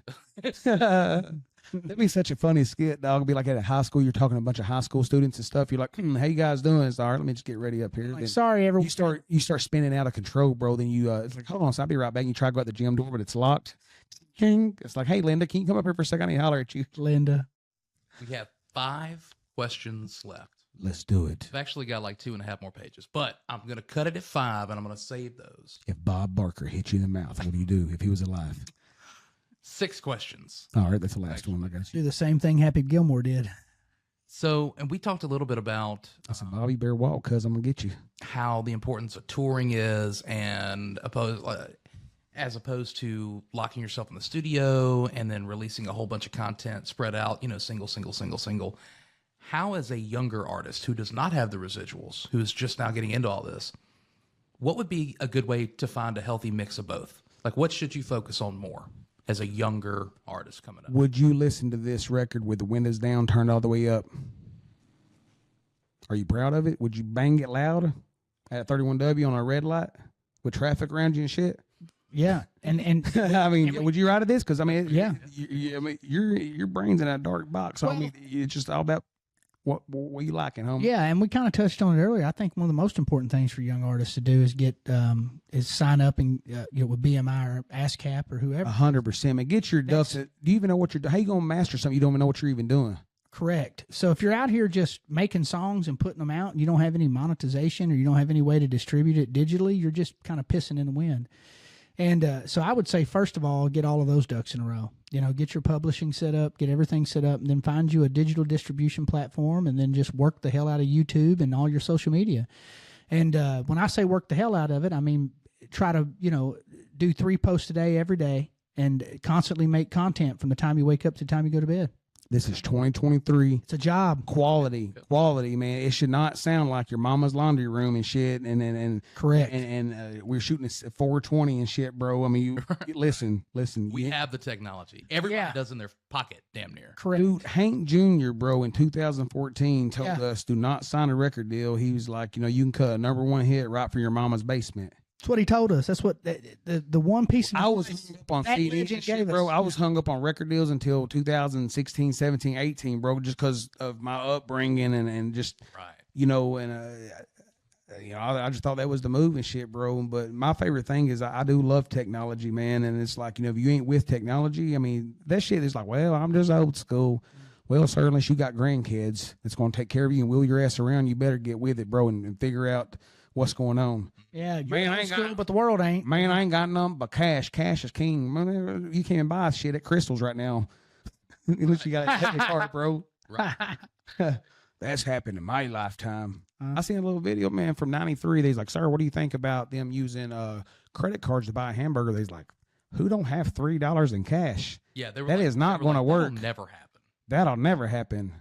Flash forwards. Yeah, it's coming. Oh, yeah. Well, it's here. It's been here, bro. I ain't even got $3 on me right now. I don't think. I usually keep cash. Yeah, I do, just in case. Speaking of those kind of things, you're just describing vicious cycles that keep happening because of the way our country's organized and how the infrastructure's been built. You know, the war machine and everything else. I mean, look at what's happening in Israel right now. I mean, it's absolutely, this happens. I mean, we go in circles with it. It's like, well, we get to a certain point. Okay, how are we going to drive this even further? Well, let's just have a war. You got to shake it all back up. That's right. That's right. Yep. And I didn't even know there was a war going on in Israel. Well, you do now. Every year, man, it's either anthrax or bird flu or COVID. Right. Every single year, bro, it's been some shit. When I quit watching the news in 2020, bro, around that era, bro, my life, that's when really, man, it got better, bro. I know sometimes if you watch I had my TV tore up last year in the living room. It ain't fixed. That's how little TV I watch. Because I watch, man, I stay in the studio a lot, bro. But we just live out in the country, bro. And I love it, man. I love it because I was just saying be present. And you can't be more present than what he's explaining. I wish that we didn't have to, be as connected to as we are. But we have to, for our brand and for our work. For sure, bro. But if it wasn't for that, I'm gonna tell you right now, man, I would be just disappear. The guy in the mountains. Oh, I love it. I love coming up there, man, because my phone doesn't work. I'm guaranteed not to be able to respond to anybody all weekend, and I have the perfect excuse. Absolutely, that service for real. That is the downside, man, about where I live, because I do need the internet and shit. So I've had about this little hotspot thing, and I'll go to people's houses. He's like, "Hun, I'm so sorry, my internet's so slow." I was like, "Dude, this is the fastest shit I've ever been on before, ever, bro." Yeah, put it this way, man. Sometimes, man, the heavy traffic on the bands and shit, bro, I can't even get Facebook to load sometimes, bro. Then I'm seeing Starlink and shit fly over. Dream thing out there. I might check out Starlink, man. There'll be crews over my shit, bro. I can't even catch a service. What's that all about, bro? I thought we supposed to hit Elon service. I said, Elon. I said, what the fuck is going on, bro? I said, what is it? So, well, you need a debit card or something? I need some internet, brother. Well, shit, debit card or something? Back in 1969, they were calling the moon and shit. Yeah. Yeah, I can't even talk. That's the thing, man. It's like I see these like robberies and shit at the bank, bro. It's pixelated as fuck, bro. But we're sitting there shooting 13 billion years back. Somebody needs to get with somebody. There's lower hanging equipment, bro, that you can get. I never understood that, bro. Which, I mean, here's the thing. Well, now we can just have AI scrub it. Well, here's the thing, man. It's the banks, they dropped 800 on DVR. NASA, I mean, there's probably fucking $6 billion. That's probably the difference. Yeah. Just a small. It could be better, though. That's all I'm saying. Let's see. Did you see this robbery? Who is this? It's 101 pixels. So before we end the show, now's your chance to plug anybody, any shout outs, any business, any place, any upcoming shows, your other podcast, anything. twangandround.net, treatables.com, outsidemywindow.com. Man, it just, if you don't know us personally, man, follow the socials, man. TikTok, I've really been pushing TikTok a whole lot, man, just I love it because it shows the other side of us, man. We got colonial wigs and shit, bro. We've been doing skits, cowboy hats and stuff. I mean, when they bring out the props, it's serious. Yeah, I bought them. It was everything's on a whim. I went to town to get some some corn or some shit, bro, and I bought wigs and shit when I was in town. That's how much of a whim this life is, man. I go there to grab a Taco Bell, and now I've got 2 colonial wigs, bro. I didn't even get the Taco Bell. I didn't even go get the shit. Struggle. I know one time I went to Kroger's, dude, and I got some coffee, some Death Wish coffee and some rubbers. And I was like, wow, that's a great combo. I was like, we gonna sit up all night. She's like, you need a bag? I was like, no, she's all right. She's all right for real. So we want everybody to go to your YouTube too. Yeah, man, really, man. That's the biggest thing I want to drive home, man, is the YouTube. That's just Twang and Round. I think we got around like 78,000 subscribers or something. Go subscribe right now to our YouTube channel. Right now, Twang and Round. Yeah. So right now, listen, kids in the back seat. I know y'all that's got smartphones back there. You got those old iPhone 6. Go ahead and pull it up right now. That's going to be TWANGANDROUND, Twang and Round. Go ahead and click the little thumbs up and the subscribe notification, and you will be notified when we drop that heat. That's right, folks. All right, guys. Yeah. We're down to our last question. Oh, shit. Another one out. Do you recommend the Atmos Live studio for artist interviews? 100%. Listen, I've been talking about my whole life here, bro. I've not rushed y'all at all. I've not looked at I ain't even looked at my phone. My damn pocket's been going, It could be an emergency right now, dog. I hadn't even looked at it, bro. We hope not.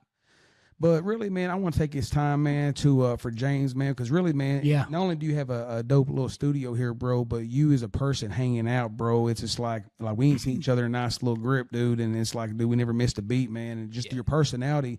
It's like, you're somebody you go fishing with, a cookout or whatever, man. And so when you gauge people like that, man, just if you don't get along with one of us or something, man, you got an issue, dog. You know what I'm saying? So absolutely 100%, bro. Yeah, if you can't get down right here, you just got a mental illness or something, bro. I don't know. Well, and the level of professionality and the level of quality here. I mean, the equipment, you haven't spared any expense. It's an amazing place to create, and your drive, bro. It's unsurpassed. And growth. And I've told you several times, and I'll say it again on this podcast right now. I'll tell you, I'm proud of you. Yeah, 100%. It takes a lot of willpower, determination, and day in and day out to get to where you're at, man. And 100%, bro. And if you're looking for a place to do these kind of interviews, this is it. This is the spot. There is no other place. This is it. And I look forward to future endeavors. I mean, I know that we've got a lot more. This is just the beginning, and it's exciting. Yeah, man. When you hit me up thank you for hitting me up, bro. As soon as you hit me up, I hit you right back, bro. And that should let you know how to gauge yourself, man. I hit you back quickly, bro. Yeah. There's some shit pinned in my Facebook from 2021 I hadn't even hit back yet. Yeah, I apologize to everybody because I am the world's worst with that. Man, text messages, bro. Let me see how many damn text messages I got right now, bro. I got 89. There's 89 text messages right now, bro. Yeah, I've had my phone on airplane mode, and I just turned it on, and it's still going zzz, like they're still coming through. Thank you both for taking. I know you're very, very busy on your own. Man, for both of y'all to stop what you were doing and come down here immediately too, because we just talked about this a couple days ago.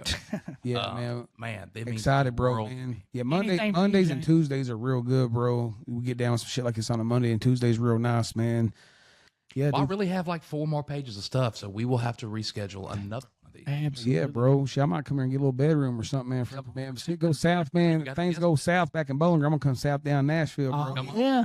Look out, you wake up in the morning, be eating a bowl of cereal. I said, I got hot, brother. I said, I kicked it down about 66. It'll get hot over here. I said, send me an invoice, brother. I said, listen, I got it. I said, I need a couch. I got a debit card. I said, fuck with me, brother. You heard it here. Thank you. Atmos Live, baby. Yeah, boys, Twang and Round. It's going down. Y'all be good.